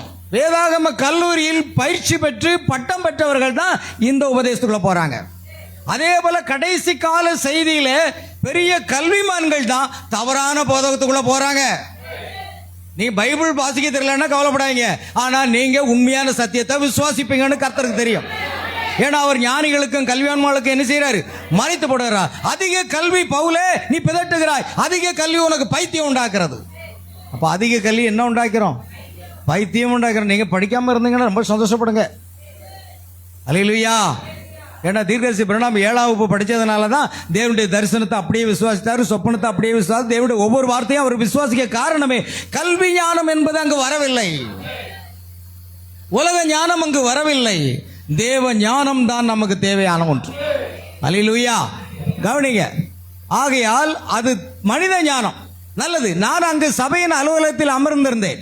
4 அல்லது 5 மாதங்களுக்கு முன்பு எனது மகன் பில்லி அந்த கடிதத்தை என்னிடம் கொண்டு வந்தார். நான் அந்த போதகருக்கு இவ்விதம் பதிலளித்தேன். என் அருமை சகோதரனே, நீங்கள் வேத வாக்கியங்களை குறித்து கொண்டுள்ள அறிவை குறித்து அதிசயம் உறுகிறேன். நான் பரலோகத்தில் இருந்ததாக சொல்லவில்லை, பரதீசை போன்ற ஒரு ஸ்தலத்தில் இருந்ததாகவே நான் குறிப்பிட்டுள்ளேன். பாத்தீங்களா? அப்ப பரலோகம் எங்க இருக்கு? இன்னும் மேல இருக்கு. ஆமென். நான் குறிப்பிட்டது பரதீசை போன்ற ஒரு ஸ்தலம், அதுவும் முதலாம் வானம். 3 வானங்கள் இருக்கிறது. நான் எங்க தான் போனேன்? முதலாம் வானத்தை கடந்து அங்கதான் நிக்கிறேன். அவர் அப்படிதான் சொல்றார். ஏனெனில் கிறிஸ்து அதற்கு உயரமாக உள்ள ஒரு ஸ்தலத்தில் இருக்கிறார். 6ஆம் வானம் வரைக்கும் போனாலும், எத்தனை வானம் வரைக்கும் போனாலும் சரி, இயேசு கிறிஸ்துவை நான் பார்க்க வேண்டும் என்ற அந்த தரிசனத்தில் கேட்டுக்கொண்ட பொழுது, இயேசு கிறிஸ்துவை இப்பொழுது உங்களால் என்ன செய்ய முடியாது? உன்னால் பார்க்க முடியாது. அவர் இன்னும் உயரத்தில் இருக்கிறார். ஆமென். ஆகையால் நான், ஏனெனில் கிறிஸ்து அதற்கு உயரமாக உள்ள ஒரு ஸ்தலத்தில் இருந்தார். உங்கள் சந்தேகம் தீர வேண்டுமானால் வெளிப்படுத்தல் 10ஆம் அதிகாரத்தை வாசித்து பாருங்கள். இயேசு பரலோகத்தில் இருந்து புறப்பட்டு வரும்போது வெள்ளை குதிரையின் மேல் ஏறி கொண்டு வருகிறார். வெளிப்படுத்தல் 19ஆம் அதிகாரம் 11 முதல் 14 வசனங்கள் அப்படி சொல்லுகிறது. ஆமென். வெளிப்படுத்தல் 19, 11 முதல் 14. சீக்கிரம் வாசிங்க. பின்பு பரலோகம் திறந்திருக்க கண்டேன். இதோ ஒரு வெள்ளை குதிரை காணப்பட்டது. அதன் மேல் ஏறி இருந்தவர் உண்மையும் சத்தியமுள்ளவர் எண்ணப்பட்டவர். அவர் நீதியாய் நியாயம் தீர்த்து யுத்தம் பண்ணுகிறார். அவருடைய கண்கள் அக்கினி ஜுவாலையை போலிருந்தன. அவருடைய சிரசின் மேல் அநேக கிரீடங்கள் இருந்தன. அவருக்கே அன்றி வேறொருக்கும் தெரியாத ஒரு நாமமும் எழுதியிருந்தது. இரத்தத்தில் தோய்க்கப்பட்ட வஸ்திரத்தை தரித்திருந்தார். அவருடைய நாமம் தேவனுடைய வார்த்தை என்பது. பாருங்க. பின்பு பரலோகம் தெரிந்திருக்க கண்டேன். இதோ ஒரு வெள்ளை குதிரை காணப்பட்டது. அதன் மேல் ஏறி இருந்தவர் உண்மையும் சத்தியம் உள்ளவர் எண்ணப்பட்டவர். அவர் நீதியாய் நியாயத்தை. இவர் யார்? கர்த்தராகிய இயேசு கிறிஸ்து. அவர் எதில் மேல இருக்கிறாரு? வெள்ளை குதிரையின் மேல இருக்கிறார். சரிதானா? சரி, அடுத்தது பார்ப்போம். அது வேதம் சொல்றது. அது மாத்திரமல்ல, அவருடன் காணப்படும் பரிசுத்தவான்கள் அனைவரும் எந்த குதிரையில வராங்க? அதுக்கு கீழே இருக்குதோ? பரலோகத்தில் உள்ள சேனைகள் வெண்மையும் சுத்தமான மெல்லிய வஸ்திரம் தரித்தவர்களாய் வெள்ளை குதிரைகளின் மேல் ஏறி அவருக்கு பின் சென்றார்கள். இயேசு கிறிஸ்து வெள்ளை குதிரை மேல ஏறி போயிட்டு இருக்கிறார். அவருக்கு பின்பாக பரலோகத்தின் சேனைகளே மெல்லிய வஸ்திரம் தரித்தவர்களாய் என்ன செய்றாங்க? வெள்ளை குதிரைகள் மேல ஏறி போறாங்க. அப்ப பரலோகத்தில் என்ன இருக்கு? வெள்ளை குதிரை இருக்கு. ஆமென். சரி, அடுத்த பாயிண்ட். ஆகையால் அனைவரும் வெள்ளை குதிரை மேல் ஏறி போகிறார்கள் என்பதை அறியும். முற்றிலும் சரி. உண்மையாக அதே ஸ்தலத்தில் கழுகை போன்ற ஜீவன், காளை போன்ற ஜீவன் இருக்கின்றனவே. ஆமென். 4 ஜீவன்கள் சிங்காசனத்தை சுற்றிலும் இருந்தன. ஒரு ஜீவனுக்கு என்ன முகம் இருந்ததாம்? முதல்ல இருந்து சொல்லணும். சிங்க முகம் இருந்தது. பைபிள் வாசிக்கணும், நல்லா வெளிப்படுத்தின விசேஷத்தை. 4ஆம் அதிகாரம் 7 முதலாம் ஜீவன் சிங்கத்துக்கு ஒப்பாகவும், 2ஆம் ஜீவன் காளைக்கு ஒப்பாகவும், 3ஆம் ஜீவன் மனித முகம் போன்றதாயும், 4வது ஜீவன் கழுகுக்கு ஒப்பாயும் இருந்தன. 4 ஜீவனும் வித்தியாசமான முகமா இருக்கு. அல்லேலூயா. அப்ப அந்த ஜீவன்கள் அங்கே எப்படி வந்தது? பரலோக மனுஷர்களுக்கு மட்டும்னா இந்த 4 ஜீவன்கள் எப்படி வந்தது? நல்லது. எலியாவை கொண்டு சென்ற குதிரைகள் எங்கிருந்து வந்தன? நான் நேற்றே சொல்லிட்டேன். ஞாயிற்றுக்கிழமை சொன்னேன். எலியா சுழல் காற்றிலே பரலோகத்துக்கு ஏறி போகிறதற்காக கர்த்தர் அங்கிருந்து என்ன அனுப்புனாரு சொல்லுங்கய்யா? அக்கினிமயமான குதிரைகள் அங்கிருந்து இறங்கி வருகிறது. எலியாவை கொண்டு சென்ற அந்த குதிரைகள் எங்கிருந்து வந்தது? பரலோகத்துக்கு வந்தது. ஆமென். மனித சிந்தை அதில் தவறு காண விளைவதை பாருங்கள். அது உண்மை. அதே போன்றுதான் இன்னொரு காரியம் சொல்லலாம். அந்த அக்கினிமயமான குதிரைகளையும் குதிரை வீரர்களையும் எலிசா கேயாசினுடைய கண்களை திறந்து காட்டின பொழுது அங்கு குதிரை, அக்கினிமயமான குதிரைகள், வீரர்கள் அங்கே இருக்கிறத பார்க்கிறார். சந்தேகம் தீர்ந்து போச்சா? பரலோகத்துக்கு குதிரை வரலாமா? அது பரலோகம்னு சொல்லல, அது ஒரு மிகவும் உயரம். ஆனா இது 3 வானங்களுக்கு கீழாக சம்பவிக்கின்ற ஒரு காரியம். ஆமென். சரி, இப்பொழுது கவனிங்கள். இந்த அருமையான தேவ பக்தி உள்ள சகோதரன் யோவானை குறித்து நான் சற்று சிந்தித்துக் கொண்டிருந்தேன். அடுத்ததாக யோவானுடைய காரியம் வரும். நான் முடிக்கும் முன்பாக சரி பார்க்கலாம். அப்படியே யோவான் கொஞ்ச காலம் துன்புறுத்தப்பட்டு அவனுடைய சகோதரரை காண அனுமதிக்கப்பட்டான். அவ்வாறே நானும் கர்த்தருடைய வருகைக்காக காத்து கொண்டிருக்க என் சகோதரரையும் மற்ற பரிசுத்தவான்களையும் காண தேவனாய் கர்த்தர் அனுமதித்தார். நான் கண்ட என் ஜனங்கள் பரிசுத்தவான்கள் பலி செலுத்தப்படும் பீடத்தின் கீழ் இல்லை. ஆனால் 5ஆம் முத்திரையில் காணப்படும் ஆத்மாக்கள் தாங்கள் கடைபிடித்திருந்த கொள்கைக்காக உயிர் தியாகம் செய்ததால் பலிபீடத்தின் கீழ் காணப்படுகின்றனர். ஒரு காரியத்தை கவனிக்கணும். 6,80,00,000 பேர் யூதர்கள். ஹிட்லர், அலெக்சாண்டர், முசலினி, ஏக்மன், ஸ்டாலின் போன்றவர்களால் என்ன செய்தாங்க? அந்த சர்வாதிகாரிகள் அவர்களை கொன்றார்கள். இந்த யூதர்கள் எல்லாம் எங்க இருக்கிறாங்க? பலிபீடத்தின் கீழாக இருக்கிறார்கள். தேவனுக்கு கொடுத்த தேவனுக்குடைய வார்த்தை வசனத்தின் நிமித்தம், சாட்சி கொடுத்தது நிமித்தம் கொல்லப்பட்டு அங்கே இருக்கிறாங்க. ஆமென். இவர்கள் அல்லேலூயா யூதர்களாக இருக்கிறார்கள். ஆனா இவர்களுக்கு எல்லாம் வெள்ளை அங்கி கொடுக்கப்பட்டது. இவருடைய தொகை நிறைவாகும் வரைக்கும் இவர்கள் என்ன செய்யணும்? இளைப்பாறணும். எது வரைக்கும்? எங்களை கொலை செய்தவர்களை பழி வாங்காமலும் இருப்பேர்னு கேட்கும்போது சொல்றாங்க, இன்னும் சிறிது காலம் நீங்க இருக்கணும். இன்னும் அந்த உங்களை போன்ற மற்ற சகோதரர்களும் என்ன செய்யப்படணும்? கொலை செய்யப்படும் வரைக்கும் நீங்க காத்துருங்கன்னு சொன்னாரு. சரிதானா? அப்ப இன்னும் எத்தனை பேர் கொலை செய்யப்படணும்? 1,44,000 பேர். கர்த்தர் உங்களை ஆசீர்வதிப்பாராக. இப்படிதான் டான்னு பதில் வரணும். அப்பதான் நமக்கு உற்சாகமா இருக்கும். டீ குடிச்ச மாதிரி இருக்கும், போர்ன்விட்டா குடிச்ச மாதிரி இருக்கும். ஆமென். அல்லேலூயா. உற்சாகத்தில் பிரசங்கம் பண்ணா நீங்களும் பதில் சொல்லணும். 1,44,000 பேர் அந்தி கிறிஸ்துவினால் கொல்லப்பட போகிறார்கள். இவர்களும் அங்க போய் சேருவாங்க. ஆனா ஒரு காரியத்தை கவனிக்கணும். கவனிங்கள். கர்த்தர் எனக்கு காண்பித்த மணவாட்டி பலிபீடத்தின் கீழ் காணப்படவில்லை. அவருடைய மணவாட்டி பலிபீடத்தின் கீழே இல்லை. அதெல்லாம் யூதர்கள். ஊழியர் கூட்டத்தில் இந்த சர்ச்சை வந்தது. 1,40,000 பேர் எப்படி கொல்லப்படுவார்கள் இருக்கு அப்படின்னு ஒருத்தர் கேட்டாரு. நான் என்ன பைபிள் வாசிங்க இருக்கு. 5ஆம் முத்திரை உடைத்த போது கீழே வாசித்து பாருங்கள், அங்க இருக்கு பாருங்க. நமக்கு நேரம் இல்லை அதை போகிறதுக்கெல்லாம். அவர் 5ஆம் முத்திரை உடைத்த போது தேவ வசனத்தின் நிமித்தமும் கீழே தாங்கள் கீழே கீழே அந்த கொல்லப்பட போகிறவர்கள் மட்டும் வாசிங்க. அப்பொழுது அவர்கள் ஒவ்வொருவருக்கும் வெள்ளை அங்கிகள் கொடுக்கப்பட்டது. அன்றியும் அவர்கள் தங்களைப் போல கொலை செய்யப்பட போகிறார்கள். தங்களை போல கொலை செய்யப்பட போகிறார்கள். தங்கள் உடன் பணிவிடைக்காரரும். பாருங்க போதும். அப்ப அவர்கள் கொலை செய்யப்படுவார்கள்னு பைபிள்ல இருக்கு. அங்க ஒரு ஊழியர் கூட்டத்துக்கு வந்திருக்கும்போது ஒரு பெரிய சர்ச்சை உண்டு பண்ணிட்டார். அவர்கள் கொல்லப்படுவார்கள் என்பதற்கு என்ன ஆதாரம் இருக்குதுன்னார். நான் சொன்னேன், வசனத்தை வாசிங்க. பைபிள் தெரிஞ்சவங்களை ஏமாற்ற முடியாது. Hallelujah, amen. Looking unto me it don't sleep. Amen, hallelujah. சரி, நீங்க குனிஞ்சாலே நான் நம்ப மாட்டேன். கவனிக்கணும், முடிக்க போறோம். ஆகையால் பலிபீடத்தின் கீழ் உள்ள ஆத்மாக்கள் எல்லாம் யூதர்கள். அவங்களோடு இணைக்கப்படக்கூடியது 1,44,000 பேர் யூதர்கள். என்ன செய்வாங்க? அந்தி கிறிஸ்துவினால கொல்லப்படுவாங்க. ஆமென். ஆனால் மணவாட்டி என்பவள் அந்த பலிபீடத்தின் கீழே இல்லை.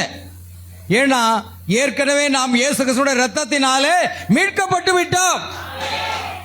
சரீர மீட்புக்காக மாத்திரம் நாம் காத்திருக்கிறோம். புரிகிறதா? நாம் மீட்கப்பட்டு விட்டோம். ஏனெனில் அவள் ஜீவனுள்ள வார்த்தை கிருபையாய் அளித்துள்ள மன்னிப்பை ஏற்றுக்கொண்டதன் விளைவாக வெள்ளை அங்கி கிறிஸ்துவிடத்திலிருந்து பெற்றுக்கொண்டாள். அடுத்து வெளிப்படுத்தின விசேஷம் 4ஆம் அதிகாரம் 1வது பாகம் 60வது ஆண்டு 60/12/31. இப்பொழுது எக்கால சத்தத்தை கேட்டேன் என்பதை பற்றி 1ஆம் வசனத்தின் கடைசி பாகத்தில் யோவான் என்ன கூறினான் என்பதை குறித்துக் கொள்ளுங்கள். முன்னே எக்கால சத்தம் போல என்னுடன் பேச நான் கேட்டிருந்த சத்தமானது இங்கே ஏறி வா. வெளிப்படுத்தல் 4:1. பாருங்க, எக்கால சத்தம் போன்ற ஒரு சத்தத்தை அவர் பார்க்கிறார். நமக்கு நல்லா தெரியும், பத்மு என்னும் தீவிலே யோவான் நாடு கடத்தப்பட்டு அங்கு சித்திரவதை செய்யப்பட்டான். எண்ணெயை கொப்பரையில் ஊற்றி கொதிக்க வைத்து தூக்கி உள்ள போட்டாங்க. எப்படி இருக்கும்? கொதிக்கிற எண்ணெயில விரல விட்டு பாருங்க, சுடாதுல்ல? சுடுமா சுடாதா? சுடு, வெந்து போவு. ஆமென், அல்லேலூயா. எண்ணெய் கொப்பரைக்குள்ளையே கொதிக்க விட்டு யோவானுக்கு உள்ள போட்டாங்க. யோவானுக்கு என்னாச்சு? ஒன்றுமாகல. நீங்கள் கிறிஸ்துக்காக, அவருடைய வார்த்தைக்காக, சத்தியத்துக்காக ஜீவித்து பாருங்கள், தேவனுடைய மகிமை காண்பீங்க. காலையிலேயே மழை பெய்ய ஆரம்பிச்சிட்டோம். ஆண்டவரே இன்னைக்கு என்ன மழை இப்படி பெய்யுது, இன்னைக்கு உபவாச கூட்டமா? சும்மாவே ஜனங்கள் ஏதாவது சாக்கு போக்கு சொல்லிட்டு சர்ச்சுக்கு வர மாட்டாங்க. மழையை வச்சுட்டு எத்தனை பேர் கட்டாக போதோ தெரியலையா ஆண்டவரே அப்படின்ட்டு நேராக பாத்ரூம் சைடில் அங்கே போயிட்டு வந்தேன். முகத்தை கழுவிட்டு, கர்த்தராக இயேசுவே, இந்த மழை விழுந்துக்கிட்டே இருக்கு. பார்த்தேன், இன்றைக்கு உபவாச ஆராதனை இருக்கு. இந்த ஆராதனைக்கு விரோதமாக தடைகளை கொண்டு வருகிற பொல்லாத அசுத்த ஆவிகளை இயேசு நாமத்தில் கடிந்து கட்டி அப்புறப்படுத்தி உடனடியாக மழை நிறுத்தி தாருங்கப்பா. ஒரு 2 கூடி போனா 1 நிமிஷம் ஜெபம் தான். முடிச்சுட்டு வெளியே வர வெயில் அடிக்கு. உங்க ஜெபத்துக்கு உடனே பதில் கிடைக்குங்க. ஆனா வார்த்தைக்கு வைராக்கியமா வாழணும், இயேசுக்காக வைராக்கியமா வாழணும். நம்முடைய பேச்சும் நீரே, மூச்சும் நீரே, அப்படி வாழணும். உலகத்துக்காக வாழாதீங்க. உலக காரியமே நமக்கு வேண்டாம். ஆமென், அல்லேலூயா. அதனால ஒரே ஜெபம் தான். அந்த அளவுக்கு எல்லா இடமும் இருண்டு. இன்னைக்கு மழை விடுற மாதிரியே தெரியாது, அந்த அளவுக்கு எல்லா பக்கமும் இருண்டு மேகம் மூடி கொண்டது. சிறிய ஜெபத்தை ஏறெடுத்து, ஆண்டவரே இன்னைக்கு உபவாச கூட்டம். நான் என்ன கேட்ட தெரியுமா? ஆண்டவரே, சும்மாவே ஜனங்கள் உபவாச கூட்டத்துக்கு வரமாட்டாங்க, இப்போ மழை பெஞ்சுன்னா பாஸ்டர் மழை அதான் வரல அப்படின்னு சொல்லுவாங்கன்னு எனக்கு தெரியும். ஆனால் ஆண்டவரே, இந்த ஜனங்களை கொண்டு வரணும், மழை எப்படியாவது நிறுத்துங்கப்பா சொல்லி தடைகள் எல்லாவற்றையும் அப்புறப்படுத்தும் என்று ஜெபம் பண்ணிட்டு வந்தா வெயில் அடிக்கு. தேவனால முடியுமா? முடியுங்க. எண்ணெய் கொப்பரையில் தூக்கி போட்டா எண்ணெய் சேதப்படுத்தலையேங்க. அக்னி 7 மடங்கு அக்னி சூடாக்கப்பட்ட இடத்துல சாத்ராக், மேசாக், ஆபேத்நேகோ தூக்கி போடும்போது அவர்களை சேதப்படுத்தலைங்க. அந்த ஆண்டவராக இயேசுவை தான் நாம் ஆராதிக்கிறோம். உங்கள் வாழ்க்கை எல்லாமே அதிசயங்களாக மாறட்டும். ஆமென். இயேசுக்காக வாழ மாட்டீங்களா? கவனிங்க, நான் உனக்கு பூமியில் உள்ள சபை காலங்களை குறித்து காண்பித்தேன். இப்பொழுது இங்கே ஏறி வா, இங்கே நடக்கிறவர்களை உனக்கு காண்பிக்க விரும்புகிறேன். பாருங்க, பூமியிலே பத்மு தீவிலே இயேசு கிறிஸ்து மனுஷகுமாரனுக்கு ஒப்பானவராய் எப்படி இருந்தாரு? எங்க வெளிப்படுத்தல் 1 எழுதியிருக்கலாங்க. அவர் எப்படி இருந்தாரு? 7 பொன் குத்து விளக்குகளின் மத்தியிலே நிலையெங்கி தரித்து மார்பருகே பொற்கச்சை கட்டினவராக அங்கு இருந்தார்னு எழுதியிருக்கா இல்லையா? ஆண்டவரை வர்ணிச்சு இடத்துக்கு எழுதியிருக்கிற இடத்தையாவது தியானிக்க கூடாதா? யாரை தான் தியானிக்க போறீங்க? ஆமேன். மார்பருகே பொற்கச்சை கட்டிக்கொண்டு அங்க ஒரு மனுஷகுமாரனுக்கு ஒப்பானவராக 7 பொன் குத்து விளக்கு மத்தியில உலாவுகிறார். அவர் நீ கண்டவைகளையும் நீ கேட்பவைகளையும் அதை புஸ்தகத்தில் எழுதி ஆசியாவில் இருக்கிற 7 சபைக்கும் நீ அனுப்பு என்று விளம்பினது. சரிதானா? அல்லேலூயா. அதையெல்லாம் பூமியில பார்த்த உடனே கடைசியில் என்னாச்சு? முன்பு என்னோடு பேசின சத்தம் இப்ப பரலோகத்தில் இருக்குது. இயேசு கிறிஸ்து எங்க போயிட்டாரு? நேர பரலோகத்துக்கு போயிட்டாரு. அங்கிருந்து சொல்றாரு யோவானை பார்த்து, இங்கே ஏறிவா. பூமியில கேட்ட சத்தம் திடீர்னு பரலோகத்தில் கேட்டுச்சு. இது எப்படி போனாரு? எந்த ஏரோப்ளைன்ல போயிருப்பாரு? ஆமென். மனித சிந்தையை பயன்படுத்தாதீங்க. இங்க பேசிக்கிட்டு இருந்தவர் அங்க போயிட்டாருங்க. 3ஆம் அதிகாரம் வரைக்கும் பேசிக்கிட்டு இருக்கிறாரு. 4ஆம் அதிகாரம் 1ஆம் வசனத்துல யோவானே நீ இங்கே ஏறிவா. யோவான் ஆவிக்குள்ளானான். அடுத்த காட்சி அவன் எங்க பார்க்கறான்? பரலோக காட்சியை பார்க்கறான். அவர் பூமியிலையும் இயேசுவை தரிசித்தான், பரலோகத்திலையும் இயேசுவை தரிசிக்கிறான். ஆமென். அந்த பாக்கியம் வேண்டாமாங்க? ஆமென். கவனிங்க, ஆகையால் இவைகளுக்கு பின்பு நடக்கிறவைகளை எல்லாம் உனக்கு காட்டுவேன். அப்படியானால் கிறிஸ்து பூமியை விட்டு புறப்பட்டு விட்டார். அவர் மகிமைக்குள் சென்று விட்டார். சபை காலமானது முடிவடைந்து விட்டதையும் அவரது ஆவியின் கிரியை இங்கே முடிவடைந்து விட்டது என்பதையும் காண்பிக்கிறது. அவர் மகிமைக்குள் போய்விட்டார். அங்கிருந்து கொண்டு யோவானே மேலே ஏறுபடியும்படி அழைத்தார். ஆமென். வேறு என்ன சம்பவிக்க போகிறது என்பதை அவனுக்கு காண்பித்தார். அதற்காக அவனை இங்கே ஏறிவா என்று அழைத்தார். ஆமென். இப்பொழுது பவுல் 3ஆம் ஆணைக்கு வரைக்கும் எடுத்துக்கொள்ளப்பட்டால், சரீரத்தில் இருந்தானோ சரீரத்துக்கு புறம்பா இருந்தானோ. சகோதரன் பிரணாம் 1ஆம் வானுக்கு எடுத்துக்கொள்ளப்பட்டார், பரதீசுக்கு எடுக்கப்பட்டார் சொல்றாரு. ஆனா அவர் சரீரத்தில் இருந்தாரா? சரீரத்துக்கு புறம்பா இருந்தாரா? சரீரத்துக்கு புறம்பா இருந்தார். ஏன்னா சரீரம் இங்க தான் கிடக்கு.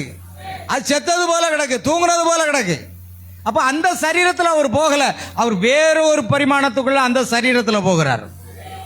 அங்கிருக்கிற சரீரத்தில் காணப்படுகிற சகோதரிகள் சகோதரர்களால் தொட்டு உணர முடிகிறது. அவர்கள் கட்டி தழுவியுங்கள் அருமையான சகோதரனே என்று கூறுகிறார்கள். அல்லேலூயா. இவருக்கும் என்ன இருக்கிறது? எல்லாமே கை கால்கள் எல்லாமே ஒரு உருவமாக அங்க இருக்கிறதை பார்க்கிறார். ஆனா அவருடைய சரீரம் எங்க கிடக்கு? அப்ப இந்த சரீரத்தில் போகல. அப்படியானால் பவுலோ இந்த மாம்ச சரீரத்தில் போயிருக்க வாய்ப்பு இல்லை. சரி, யோவான் இப்பொழுது யோவான் இங்கே ஏறிவான்னு போயிட்டாரு. அப்ப அவருடைய சரீரம் எங்க இருந்திருக்கும்? பூமியில தான் இருந்திருக்கும். ஏன்னா மாம்சம் ரத்தமும் தேவனுடைய ராஜ்யத்தை சுதந்திரிக்காது. அப்படியானால் யோவான் இப்போ பரலோக காட்சிக்குள்ள போறார். இங்கே ஏறிவான்னு கூப்பிடுறாரு. ஆமென். அவன் ஆவிக்குள்ளானான், அங்கே எடுத்துக்கொள்ளப்பட்டான். அங்கேதான் காட்சிகளை பார்க்கறான். இப்ப பரலோக காட்சியை பார்க்கறான். ஆமென். அல்லேலூயா. பாருங்க, இதெல்லாம் சாத்தியமா அப்படின்னு நீங்க நினைக்கலாம். புதிய ஏற்பாட்டில் பார்த்தீங்கன்னா பிலிப்புன்னு ஒரு நபர் இருந்தார். ஒரு மூவ் பண்ண வச்சுக்கலாம், இல்லை ஏதோ தெரியல, ஒரு விசுவாசி பிலிப்பு கேள்விப்பட்டிருக்கீங்களா? கந்தகை என்பவருடைய மந்திரி ஏசாயா தீர்க்கதரிசி 66ஆம் அதிகாரம் புஸ்தகத்தை வாசித்துட்டு போறார். வாசித்துட்டு போகும்போது வாசிக்கிறது கருத்து புரியல. அநேகருக்கு பைபிள் வாசித்தா கருத்து புரியுமா? புரியா. தீர்க்கதரிசி செய்தியை வாசித்தா கருத்து புரியுமா? புரிஞ்சா நாங்க ஏன் சபைக்கு வரோம்? சபைக்கு வர மாட்டோம்னா உங்களுக்கு நீங்க எங்கேயும் அவுட் ஆயிடுவீங்க. ஆமென். அல்லேலூயா.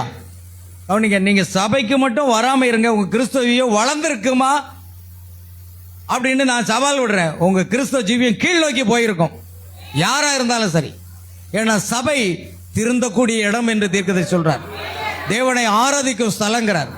ஒரு விசுவாசி சபைக்கு வரலன்னா அவங்க ஜீவியம் முன்னால விட எப்படி இருக்கும்? கீழ் நோக்கி போயிடும். ஆமென். ஏன்னா சபை தான் நம்ம திருத்துங்கிறார். சரி கவனிங்க, இப்ப இங்க ஏறிவா அப்படின்னா அவர் மேல போயிட்டாருங்க. 2ஆம் வசனத்தை கவனிங்கள். யோவான் மேலும் இவ்வாறு கூறினான், உடனே ஆவிக்குள்ளானேன். உடனே ஆவிக்குள்ளானேன். இதோ வானத்தில் என்ன இருக்குது? ஒரு சிங்காசனத்தை வைக்கப்பட்டிருக்கிறது. பாருங்க, வானத்தில். அப்ப இந்த வானங்களை கடந்து அந்த 7வது பரிமாணத்தில் இருக்கிற இயேசு கிறிஸ்துவை அவர் பார்க்கிறாரு. ஏன்னா அங்க எங்க என்னவா இருக்காரு? சிங்காசனம் இருக்கு. சிங்காசனத்தில் எத்தனை பேரு? பிதா, குமாரன், பரிசுத்த ஆவியா? ஒரே ஒருவர் தான். அவர் பார்வைக்கு வச்சனக்கல்லுக்கும் பதுமராகத்துக்கும் ஒப்பாயிருந்தார் என்று எழுதியிருக்கிறார். ஆமென். ஒரு சிங்காசனம் வைக்கப்பட்டிருந்ததே, அந்த சிங்காசனம் ஒரே ஒருவர் தான் வீட்டிருக்கிறாரு. ஆமென். இப்பொழுது யோவான் பூமியை விட்டு புறப்பட்டு விட்டான். முடிஞ்சதா? அப்ப எந்த சரீரத்தில் போயிருக்கணும்?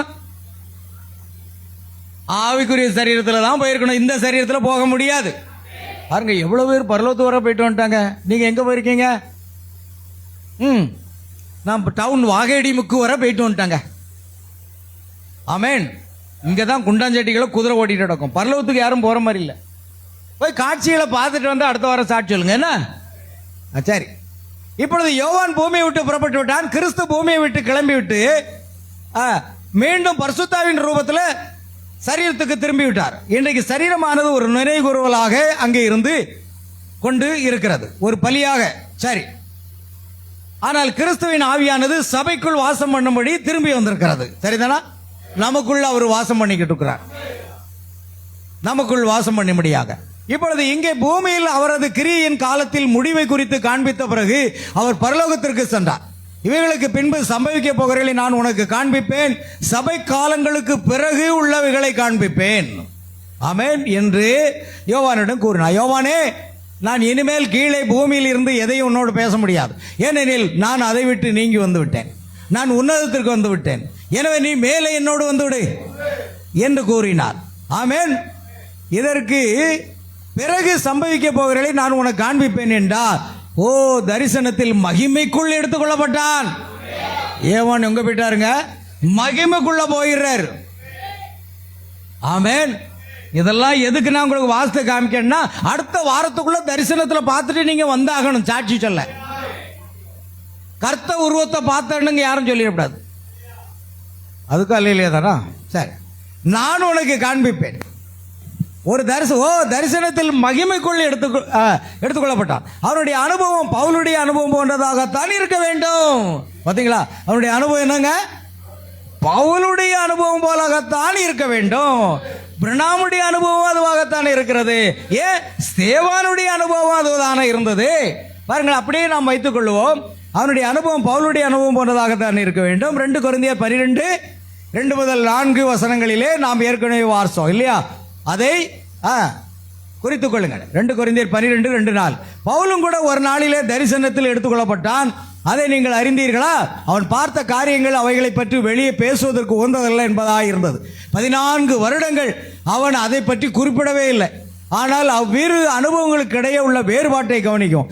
பவுல் எதை கண்டானோ அதை பற்றி வெளிப்படையாக பேசவோ அல்லது அதை குறித்து சொல்லவோ தடை செய்யப்பட்டான். ஓ, என்ன அவன் அதை வெளியே சொல்ல முடியும் என்று நான் விசுவாசிக்கவில்லை. காரணம், எல்லா ஜனங்களும் இன்னைக்கு தீர்க்கதரிசி பிரணாம் சொல்றாரு, இந்த பெந்தெகோஸ்தேல இருக்காங்களே இவ்வளவு ஸ்தோத்திரம் ஸ்தோத்திரம் ஆடி பாடி ஜெபம் பண்ண முடியும், அந்நிய பாஷை பேச முடியும் தீர்க்கதரிசனோட. அதுக்கு பிறகு ஒண்ணுமே கிடையாது. அதுக்கு பிறகு எதுவுமே இல்லைங்க. ஏன்னா நான் பெந்தெகோஸ்தேல ஊழியம் செய்துட்டு வெளியே வந்தவன். வேற என்ன இருக்கு? பரிசுத்தம் பரிசுத்தம் பரிசுத்தம் இதை தான் சொல்லிக்கிட்டு இருப்பாங்க. அதனால தான் தீர்க்க சொல்றாரு, இந்த பெந்தெகோஸ்தேனர் யாரா இருக்காங்களா? பெந்தெகோஸ்தே குழந்தைகள். they are babies. அவங்க எல்லாம் குழந்தைகளா இருக்கிறாங்க. இயற்கை மேம்பட்ட காரியத்தை அவங்களுக்கு என்ன செய்யாதுங்க, போதிக்காதே அப்படின்ட்டார் தீர்க்கதரிசி. நீங்க இந்த செய்தியை போய் அங்க பேச முடியுமா? ஒரு பெந்தெகோஸ்தே சபையில் போய் நாம் பேச முடியுமா? அதெல்லாம் குழந்தைகளுங்க. குழந்தைகள் என்ன செய்வோம்? கையை காலை போட்டு ஆட்டிக்கிட்டு காலாட்டும் கையாட்டும் கையாட்டும் சத்தம் போடும். அதுதான் அந்நிய பாஷையில் சத்தம் போட்டுக்கிட்டு எல்லாம் பண்ணிக்கிட்டு கையை காலை ஆட்டிக்கிட்டு ஓ தேவனுக்கு மைமை மைமை மைமை மைமைன்னு துள்ளுவாங்க பாருங்க. அதுதான் அந்த குழந்தைகள். குழந்தை அப்படித்தான் துள்ளும். ஆமென். ஆனால் நீங்கள் அப்படி இல்லைங்க, அல்ஜிப்ராவை போதிக்கப்பட்டு கொண்டிருக்கிறீர்கள். நான் அவர்களை குறை சொல்லலை, அவர்களுக்கு அப்போஸ்தலர் 2:38 புரியாது. ஒன்றும் இல்லை, பேதுருவின் மூலமாக அப்போஸ்தலர் 2:38 படி ஞானஸ்தானம் பெற்றவர்கள் எத்தனை பேர்? 3000 பேர். பைபிளில் இருக்கு, அது புரியுதா? அது கூட புரியாது. இன்னைக்கு வெளிப்படுத்தின விசேஷத்தில் உள்ளது இந்த குதிரையை பற்றியும் இந்த நாயை பற்றியும் இந்த காரியங்களை பற்றி பேசினா புரியுமாங்க? உங்களுக்கு அது புரியுதா? கர்த்தர் உங்களை ஆசீர்வதிப்பாராக. ஆமென். மனவாட்டிக்கு தான் புரியும், அது வேற யாருக்கும் புரியாது. சரி காருங்க. ஆகையால் பவுல் அதை பற்றி சொல்லலை. இனி ஒருபோதும் கூறவும் மாட்டேன். அவன் வெளியே பேச இயலாதபடிக்கு உள்ள காரியங்களை அவன் பார்த்தான். நல்ல கவனிக்கணும். அவன் என்ன செய்தான்? பார்த்தான். அவன் 3ஆம் வானம் வரைக்கும் எடுத்துக்கொள்ளப்பட்ட போதிலும் அதை பற்றி விவரிக்க வார்த்தைகளே அவனுக்கு இருக்கவில்லை என்று நான் கருதுகிறேன். 3ஆம் வானம் வரைக்கும் எடுத்துக்கொள்ளப்பட்டான். பாருங்கள், யோவான் எடுத்துக்கொள்ளப்பட்ட பொழுது அது எத்தகையதொரு வேறுபாடாக இருந்தது. ஆமென். அவன் அப்பொழுது இயேசுவை கண்டான். பாருங்க, யோவான் எடுத்துக்கொள்ளப்பட்ட போது யாரை பார்க்கிறான்? நான் நினைக்கிறேன் பவுல் எடுத்துக்கொள்ளப்பட்ட போது இயேசுவை கண்டானா, அதை பற்றி குறிப்பிடலை. அவன் எதையுமே சொல்லலை. ஆனால் ஒன்றை மாத்திரம் அவன் சொல்லுகிறான், தேவன் நமக்காக ஆயத்தம் பண்ணினவர்களை கண் காணவும் இல்லை, காது கேட்கவும் இல்லை, மனுஷனுடைய இருதயத்தில் தோன்றவும் இல்லை. அப்படிப்பட்ட காரியங்களை நமக்கு ஆயத்தம் பண்ணி வச்சிருக்கிறான். அதை இழந்துடாதீங்க சகோதரனே, சகோதரியே, இழந்துடாதீங்க. இந்த உலகத்துக்காக வாழாதீங்க, உலகத்தை நேசிக்காதீங்க, தூக்கி தூர எறிங்க, வேண்டாம். நம்ம போகக்கூடிய நேரம் வந்துடும். சிகப்பு கடாரி ஒத்திகை பார்க்கப்பட்டாச்சு. 3வது ஆலயம் கட்டுறதுக்காகத்தான் ஹமாஸை நான் ஒழித்தே தீருவேன்னு சொல்லி கங்கணம் கட்டி கொண்டு இனி பயங்கரமான தாக்குதல் இருக்குன்னு சொல்லி இஸ்ரேல் அடிச்சுக்கிட்டு இருக்கு. ஏன்னா அது போனாதான் அங்கே 3வது ஆலயத்தை கட்ட முடியும். ஓமர் பள்ளிவாசலை இடித்து விட்டு அங்கு மறுபடியும் ஆலயம் எழும்போம். சிகப்பு கிடாரி அங்கே பலி செலுத்தப்படும் போது, மணவாட்டியே நீ இந்த பூமியில் இருக்க மாட்டாய். அது நடக்கும் போது நான் அதை பார்க்கலாமான்னு கேட்காதீங்க. அது நடக்கும் பொழுது நீ போய் விடுவாய். எவ்வளவு சமீபமா வந்திருக்கிறோம் பாத்தீங்களா? ஒரு நடுக்கம் வருகிறது அல்லவா? ஆமென். கவனிங்கள். அவர் அவனிடம் கண்டவைகளை ஒரு புஸ்தகத்தில் எழுதி சபைகளுக்கு அனுப்பு என்று கூறினார். பாருங்க, அங்கு இயேசுவை பார்க்கிறார் யோவான்.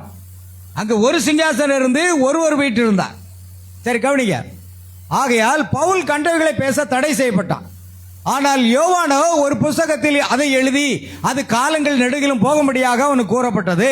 ஓ என்ன, அது இப்பொழுது வெளிப்படுத்தப்பட்டுள்ளது. அது இந்த கடைசி நாட்களில் தான் வெளிப்படுத்தப்பட வேண்டும். ஆமென். கடைசி நாட்களில் தான் வெளிப்படுத்தப்பட வேண்டும் என்று இருக்கிறது. யோவானின் நாளில் அது வெளிப்படுத்தப்படவில்லை. நாம் போய்கொண்டிருக்கையில் இப்பொழுது அது வெளிப்படுத்தப்படுகிறது. 7ஆம் தூதனுடைய சத்தத்தின் நாட்களிலே அவன் எக்கால உதவுபவர் தேவ ரகசியம் நிறைவேறும். ஆமென். அப்போஸ்தலனாகிய பவுல் எல்லாவற்றையும் கண்டான். ஆனால் யோவான் அதை கண்டு எழுதி வைத்தான். அதன் ரகசியங்கள் நமக்கு புரியல. ஆனா 7ஆம் தூதன் மூலமாக தேவ ரகசியங்கள் நமக்கு விளக்கி கொடுக்கப்படுகிறது. ஆமென். எவ்வளவு அருமையா இருக்கு பாருங்க வார்த்தை. புத்திர சுவிகாரம் எவ்வளவு இருக்கு? 10 பக்கம் இருக்கு. போலாமா?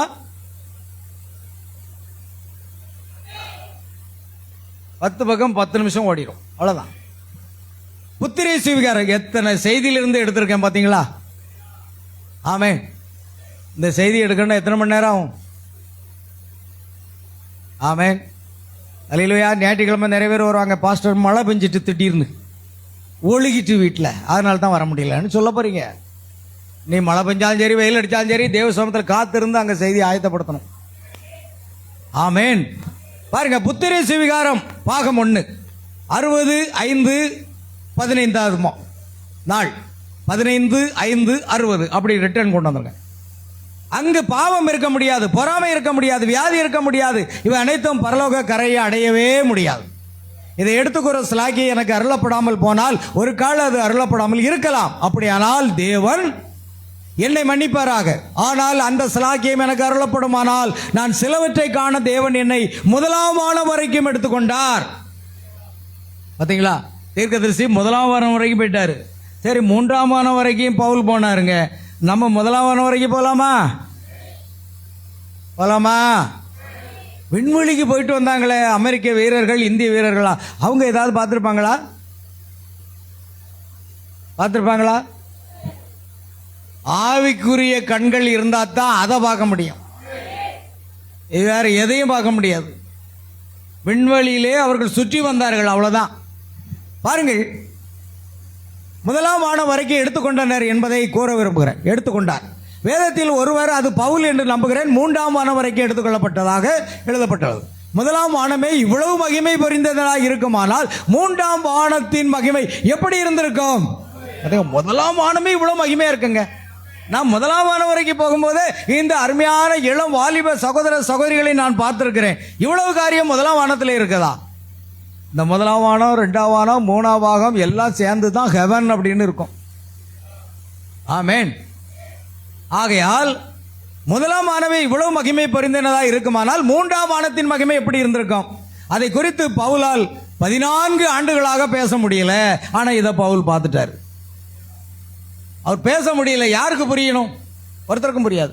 நான் என்னுடைய ஜெபம்லாம் என்னதான், ஒரு காலத்தில் அங்கே இங்கே ஓடி எல்லா ஆத்மாக்களும் சுவிசேஷம் அறிவித்தேன், ஆத்மாக்களுக்கு ஞானஸ்தானம் கொடுத்தேன், சபைக்கு கொண்டு வந்தேன். ஆனால் எல்லா வஞ்சக உபதேசத்துக்குள்ள என்ன செய்யுது? பிச்சு பிச்சு போயிடுச்சு. இப்போ நான் சொல்றேன், ஆண்டவரை யார்கிட்ட போய் நான் சுவிசேஷம் சொல்லுங்க. ஆமென். அவர் யாருக்கு அறிவை போதிப்பார்? கர்த்தருடைய புயம் யாருக்கு வெளிப்பட்டதுன்னு சொல்ற மாதிரி நான் இப்போ ஜெபத்தில் புலம்பிட்டு இருக்கேன். ஆண்டவரே, இந்த தொழுவத்தில் அல்லாமல் வேறு ஆடுகள் எனக்கு உண்டு, அவைகளை நான் கொண்டு வர வேண்டும் என்று நீர் சொன்னீர்களா? நீங்க தான் கொண்டு வரணும். நான் எங்க போய் சுவிசேஷம் சொல்ல என்ன? இந்த வருஷம் வீடு சந்திக்க யார் வீட்டுக்கும் போகல. நினைப்பீங்க சிலவங்க, எல்லா வீட்டுக்கும் பாஸ்டர் போயிருக்காரு, நம்ம வீட்டுக்கு மட்டும் வரல அப்படின்னு நினைப்பீங்க. யார் வீட்டுக்குமே போகல. போங்க. கட்டாயப்படுத்தி யார் கூப்பிட்டாங்களோ, அதுவும் பலகீனமா வியாதி இருந்தவங்க மட்டும்தான் போயிருக்கிறேன். இந்த வருஷம் வீடு சந்திப்பு நான் விட்டுட்டேன். ஆமென். நீங்க நினைக்கலாம், எங்க வீட்டுக்கு மட்டும் பாஸ்டர் வரல, என் மேல என்ன கோபம்னு தெரியலையே அப்படின்னு நீங்க நினைக்கலாம். பிரியமானவர்களே, நான் வீடு சந்திக்கிறது போன வருஷத்தோட முடிஞ்சு போச்சு. இந்த வருஷம் வீடு சந்திக்கிறது கூட ஓடலை. ஏன் தெரியுமா? நீங்க வீட்டு கூட்டம் வைக்கும்போது நான் வரணும், உங்களை ஆசீர்வதிக்கணும். அதைத்தான் நான் விரும்புறேன். இந்த வருஷமே 2 வீட்டு கூட்டம் மட்டும் தான் நடந்திருக்கு. நல்லா ஞாபகம் வச்சுடுங்க. இந்த வருஷம் 2 வீட்டு கூட்டம் தான், வேற வீட்டு கூட்டம் யாருமே வைக்கல. நீங்க முன்னேறி போயிருக்கீங்களா இல்ல பின்னோக்கி போயிருக்கிறான்னு நீங்களே ஆராய்ந்து பார்த்துடுங்க. ஆமென்.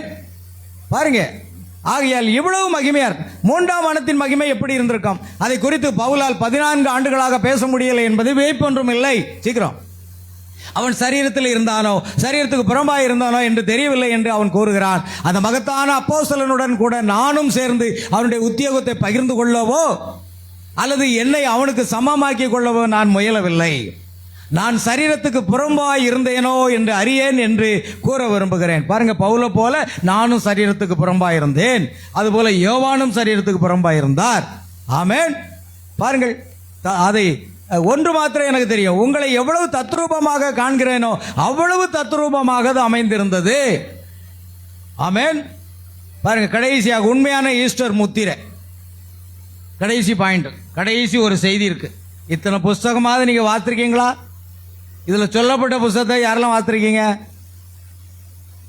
உண்மையான ஈஸ்டர் முத்திரை 2:4-61. அவர் ஆபிரகாமை அழைத்து அவனுடைய பெயரை ஆபிரகாமில் இருந்து ஆபிரகாமுக்கு மாற்றி, ஆபிராமில் இருந்து ஆபிரகாமுக்கு மாற்றி தன்னுடைய பெயரின் பாகத்தை எலோகிம் ஹாம் என்பதை அவனுக்கு அளிக்கிறார். அதன் பின்னரே அவர் ஆபிரகாமுக்கு தரிசனமானார். பாருங்க, ஆபிராம் என்ற வார்த்தையை ஆபிரகாம் என்று அவர் அழைக்கிறார்.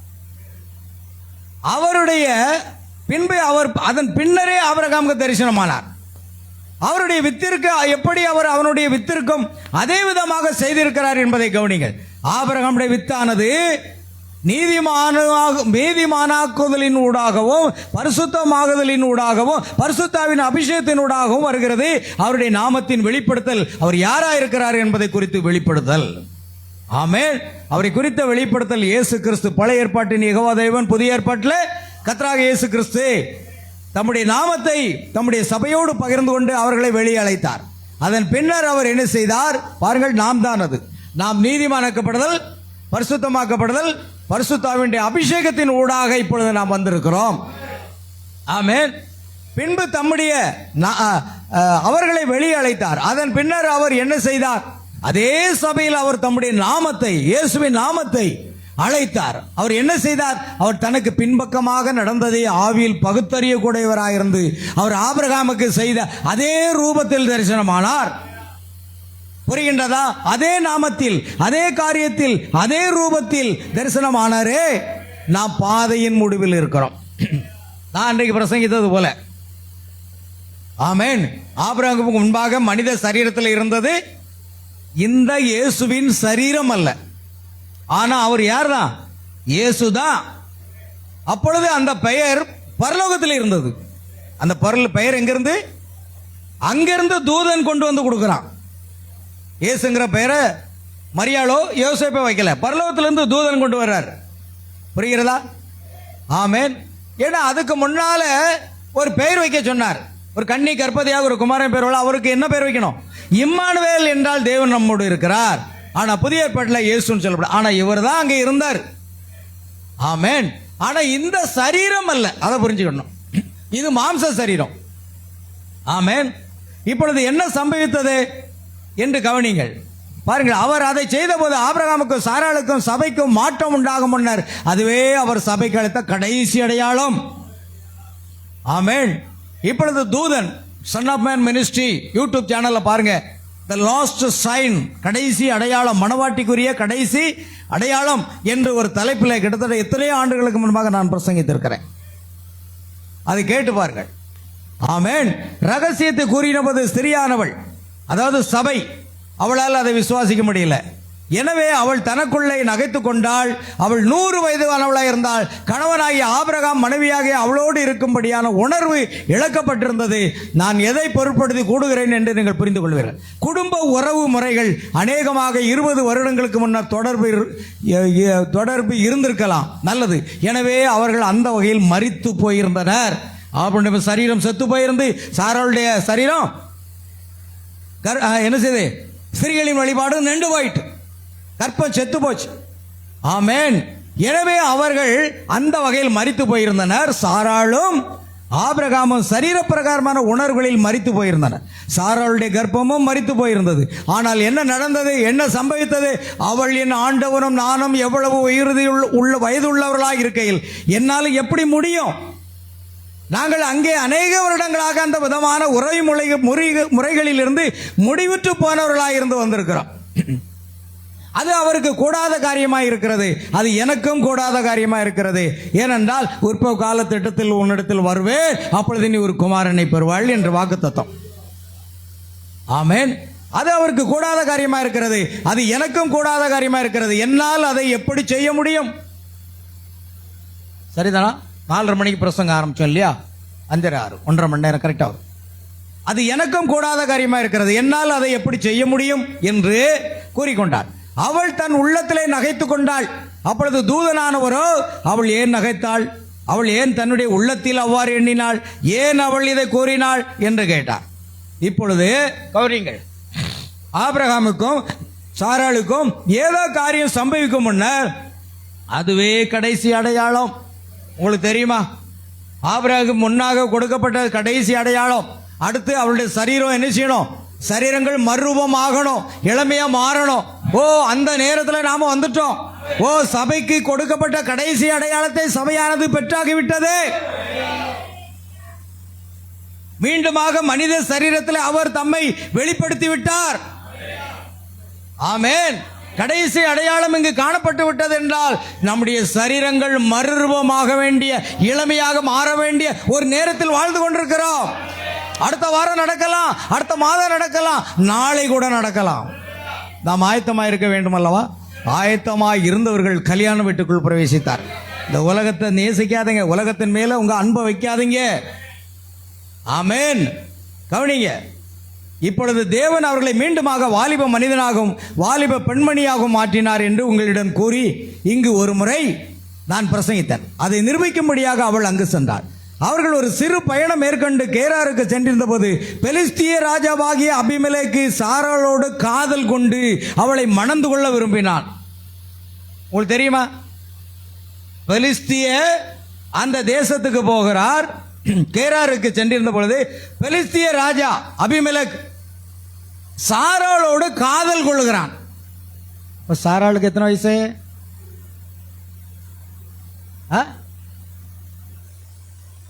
90 வயசு சாராள் இப்பொழுது சரீரம் உருவாற்றம் பண்ணப்பட்டு இளமையாக தோற்றமளிக்கிறார்.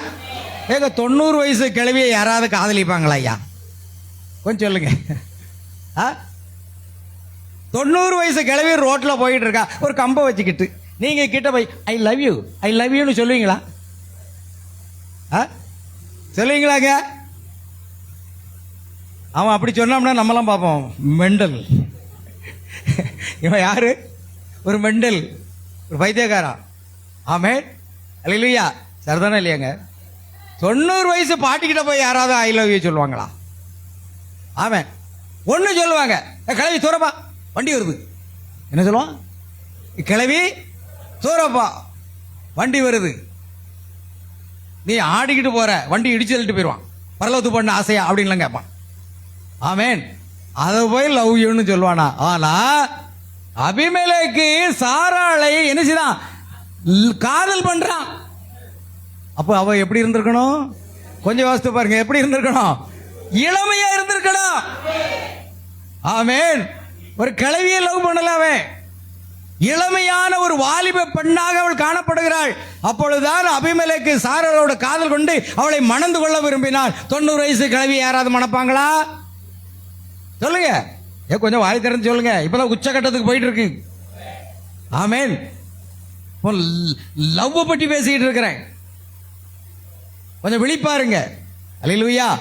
90 வயசு கிழவியை யாரும் காதலிக்க மாட்டாங்க. கல்யாணம் பண்ணுவாங்களா?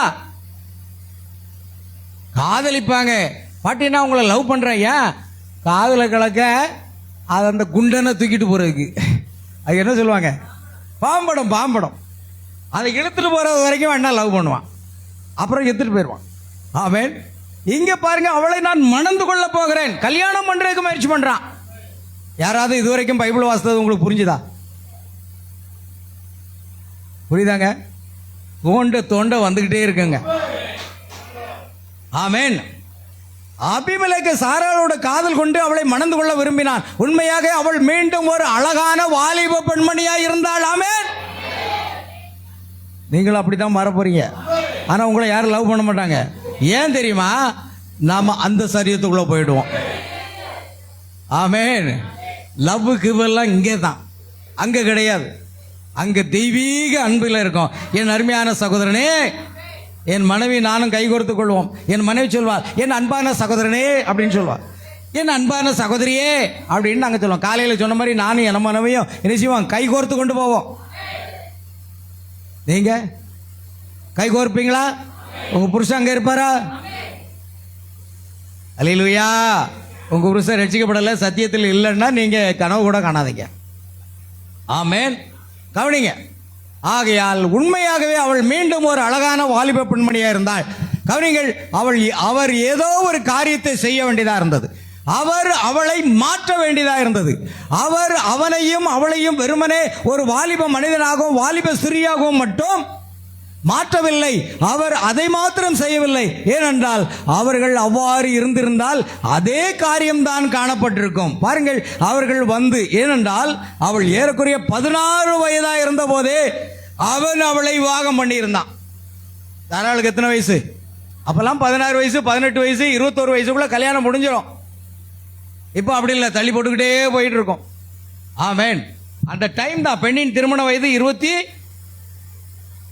18 தான் இருந்தது. இப்போ 21. என்னுடைய மூத்த சகோதரர் இருந்தார், அவருக்கு பெண் பார்த்தாச்சு, எல்லாம் ஒழுங்கு பண்ணியாச்சு. ஆனால் பெண்ணுக்கு இன்னும் 17 வயசு தான் நடக்குது. சட்டப்பூர்வமாக 18 முடிஞ்சா தான் என்ன செய்யணும்? திருமணம். அதனால திருமணத்தை என்கேஜ்மெண்ட் முடிச்சுட்டு தள்ளி போட்டோம்.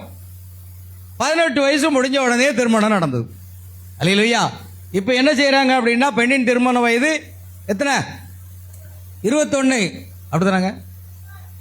ஆணின் திருமண வயது எங்க? பெண்ணுக்கு 18, 21 தானங்க. நீ தலைகளை மாத்திருக்க. பெண்ணின் திருமண வயது 18, ஆணின் திருமண வயது 21. அப்படிதான் அதை மாத்திருக்காங்களா? இடையில 15 வயசு கொண்டு வரணும்னு வட மாநிலத்தில் சில எம்பிக்கள் பேசிட்டு இருந்தாங்க, அரசியல்வாதிகள். பெண்ணின் திருமண வயதை 15 ஆக்கணும் அப்படின்னு சொல்லிட்டு இருந்தாங்க. ஆனால் எதிர்ப்பு கொடுத்தாங்க. ஆமேன். ஆனால் இப்பொழுது ஒரு கணக்கீடு வருகிறது. மக்கள் தொகை முன்னால் மாதிரி வேகமாக போக மாட்டேங்கான், கொஞ்சம் குறையா இருக்கான். அதனால ஒருவேளை 15 வயசு கூட மாற்றலாம். அல்லையா? சீனா நாட்டில் இந்தியாவை விட உலகத்திலேயே ஜனத்தொகை அதிகமான நாடு எது? சீனா. இப்பொழுது அங்கே பிறப்பு குறைந்து கொண்டே இருக்கிறது. ஆகையால் ஏதோ தமிழ், அதாவது இந்தியாவில் ஏதோ ஒரு மாநிலத்தில் போன வாரம் தான் நியூஸ் பார்த்தேன். யாருக்காவது தெரியுமா? தெரியலையா? நியூஸ் பார்த்து எனக்கு என்ன எடுத்து வைக்கல. இந்தியாவில் ஒரு மாநிலத்தில் என்ன அப்படின்னா, 2க்கு மேல பிள்ளைகளை பெற்றால் அவர்களுக்கு வேலை வாய்ப்பு வழங்கப்படும் இப்போ டிக்ளேர் பண்ணியிருக்காங்க. இந்தியாவில்னு சொல்றேன்னா, சீனாவிலையும் அப்படித்தான் எல்லாரும் பிள்ளைகளை பெற்றுக்கொள்ளுங்கள் சொல்றான். அதே மாதிரி இந்தியாவில் ஏதோ ஒரு மாநிலத்தில் மக்கள் தொகை குறைஞ்சிக்கிட்டே வருதான். ஆமென். அப்ப நீங்க 3 பிள்ளைகளை பெற்றுக்கொண்டால் அதுக்கு சிறப்பு பரிசு கொடுக்கப்படுங்கிறான். அல்லேலூயா. சரி, அதை விட்டுருங்க, நாம காரியத்துக்கு வரும். ஆமென். அப்பொழுது அவன் ஒரு வாலிப மனிதனாக இருந்தான். பாத்தீங்களா? அதாவது 16 வயதா இருக்கும் போதே அவன் அவளை விவாகம் பண்ணி இருந்தான். அப்பொழுது அவன் ஒரு வாலிப மனிதனாக இருந்தான். அவர்கள் தங்களுடைய வாழ்நாள் முழுவதுமே பிள்ளையே இல்லாமல் வாழ்ந்து வந்தனர். புரியுதா? 16 வயதுல இருந்து ஸ்திரீகளின் வழிபாடு நின்று போகும் வரைக்கும். ஆமென். 16 வயசுல இருந்து ஸ்திரீகளின் வழிபாடு நின்று போகும் வரைக்கும் அவர்கள் குடும்ப உறவில் ஈடுபட்டோம். அங்க குழந்தை பாக்கியம் இல்லை. திரும்பவும் இந்த சரீரத்தை இளமையா மாற்றி அவர்கள் குடும்ப உறவில் ஈடுபட்டால் மாத்திரம் குழந்தை பிறக்குமா? புரியுதா நான் சொல்ற காரியம்? 16 வயதிலிருந்து இத்தனை வருஷம் வரைக்கும் வாழ்ந்திருக்கிறாங்க. ஆனாலும் அந்த குடும்ப உறவின் மூலமா என்ன செய்யல? ஒரு குழந்தையும் பிறக்கல. இப்போ ஆபிரகாமுடைய சரீரமும் இளமாயிட்டு, சாராளுடைய சரீரமும் இளமாயிட்டு. இப்பொழுது அவர்கள் குடும்ப உறவில் ஈடுபட்டால் குழந்தை பிறக்குமா? அப்பொழுது இருந்தது போல தானே இருக்கும். அப்படியானால் தேவன் இதற்கு மேல் ஏதோ ஒரு காரியத்தை செய்ய வேண்டும். அதைத்தான் தீர்க்கதரிசி சொல்றார். ஆமென். அப்படி அவர்கள் தங்களுடைய வாழ்நாள் முழுவதுமே பிள்ளை இல்லாமல் வாழ்ந்து வந்தார். எனவே அவர்களை மீண்டும் அந்நிலையில் வைத்திருந்தால் அவர்களுக்கு மீண்டும் அதே காரியமே நடந்திருக்கும். மறுபடியும் குழந்தை பிறக்காது. ஆனால் அவர் வித்தியாசமான ஏதோ ஒரு காரியத்தை செய்ய வேண்டியதாக இருந்தது. பாத்தீங்களா? வித்தியாசமாக அதற்கு மேலும் ஒரு காரியத்தை செய்ய வேண்டியதாக இருந்தது. அவர்கள் பெற்றுக்கொள்ள போவதாக இருந்த வாக்குத்தத்தம் பண்ணப்பட்ட குமாரனை, இந்த வாக்குத்தத்தம் பண்ணப்பட்ட குமாரனை பெற்றுக்கொள்ளும்படியாக அவர்களை மாற்ற வேண்டியதாக இருந்தது. ஆனால் அவர்களுடைய முழு அமைப்பையும் மாற்ற வேண்டியதாக இருந்தபடியால் குமாரனை பெற்றுக்கொள்ள அவர்களை திரும்ப மீண்டும் வாலிபமாக்கி அவர்களை மாற்ற வேண்டியதாக இருந்தது. அதே காரியத்தை அவர் அடுத்து செய்ய போகிறாரே. ஆமென். ஆபிரகாமுக்கும் அவனுடைய குழுவிற்கும் அந்த அடையாளம் முழுமையாக வெளிப்படுத்தப்பட்ட பிறகு அதன் பின்னர் வருகிற அடுத்த காரியம் அது மாற்றமாயிருக்கிறது. ஆமென். சோதோமை நாட்களில் வளர்ந்தது போல மனுஷகுமார் வருகை நாட்களில் நடக்கும். மறுபடியும் அவர் இங்கு நம்மை வெளிப்படுத்தி இருக்கிறார். போதும். அடுத்ததாக ஆமென். ஆகையால் இந்த கடைசி நாட்களிலே தேவனுடைய பிரசன்னத்தில் வாழ்ந்து கொண்டிருக்கிற நாம் ஒரு நாள் நாம் மாற்றப்பட போகிறோம்.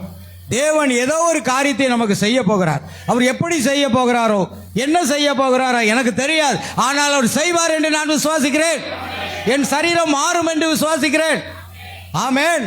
நான் இமைப்பொழுதிலே மர்வமாகி ஆகாயத்தில் எடுத்துக்கொள்ளப்படுவேன் என்று விசுவாசிக்கிறேன். ஆமென். அல்லேலூயா. சரீர மாற்றம் இது எதிர்பார்க்கப்பட்ட குமாரனுக்காகவே நாம் எதிர்நோக்கி கொண்டிருக்கிறோம் என்பதை காண்பிக்கிறது. மகிமை அது உண்மைதானே? சீக்கிரமா இன்னும் இருக்குதா? ஆகையால் இந்த சரீரங்களில் அவரை சந்திக்க முடியாது.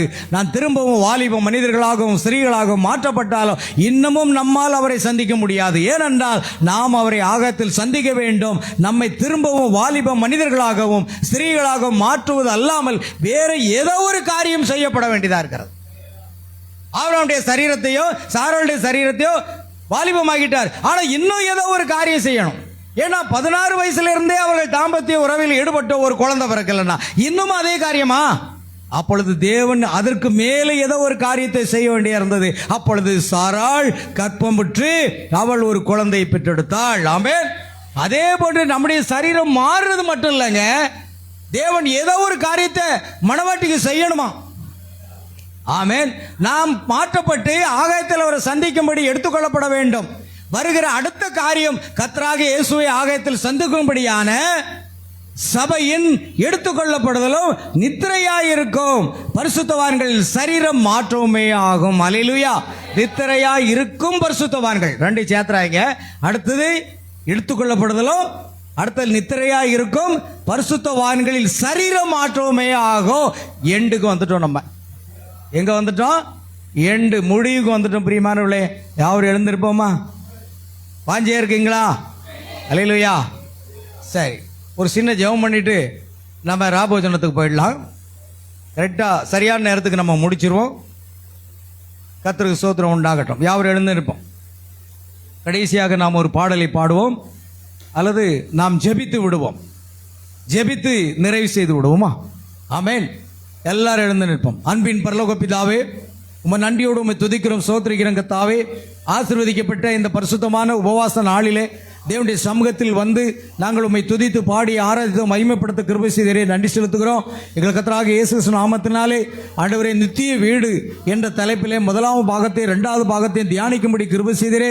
ஓ, கடைசி நேரத்தில் வந்திருக்கிறோம் ஆண்டவரே. ஆபிரகாமுடைய சரீரம், ஆண்டவரே சாராளுடைய சரீரம் மறுரூபம் ஆவதற்கு முன்பாக கடைசி அடையாளத்தை அங்கு கொண்டு வந்தீர். அதே போல இந்த கடைசி நாட்களிலே, லோத்தின் நாட்களில் நடந்தது போல மனுஷகுமார் வரும் நாட்களிலும் நடக்கும் என்று சொன்ன வார்த்தையின்படி, ஓ, மணவாட்டிக்கு மத்தியில் ஆண்டவரே கடைசி அடையாளத்தை நாங்கள் பெற்றாகிவிட்டோம் ஆண்டவரே.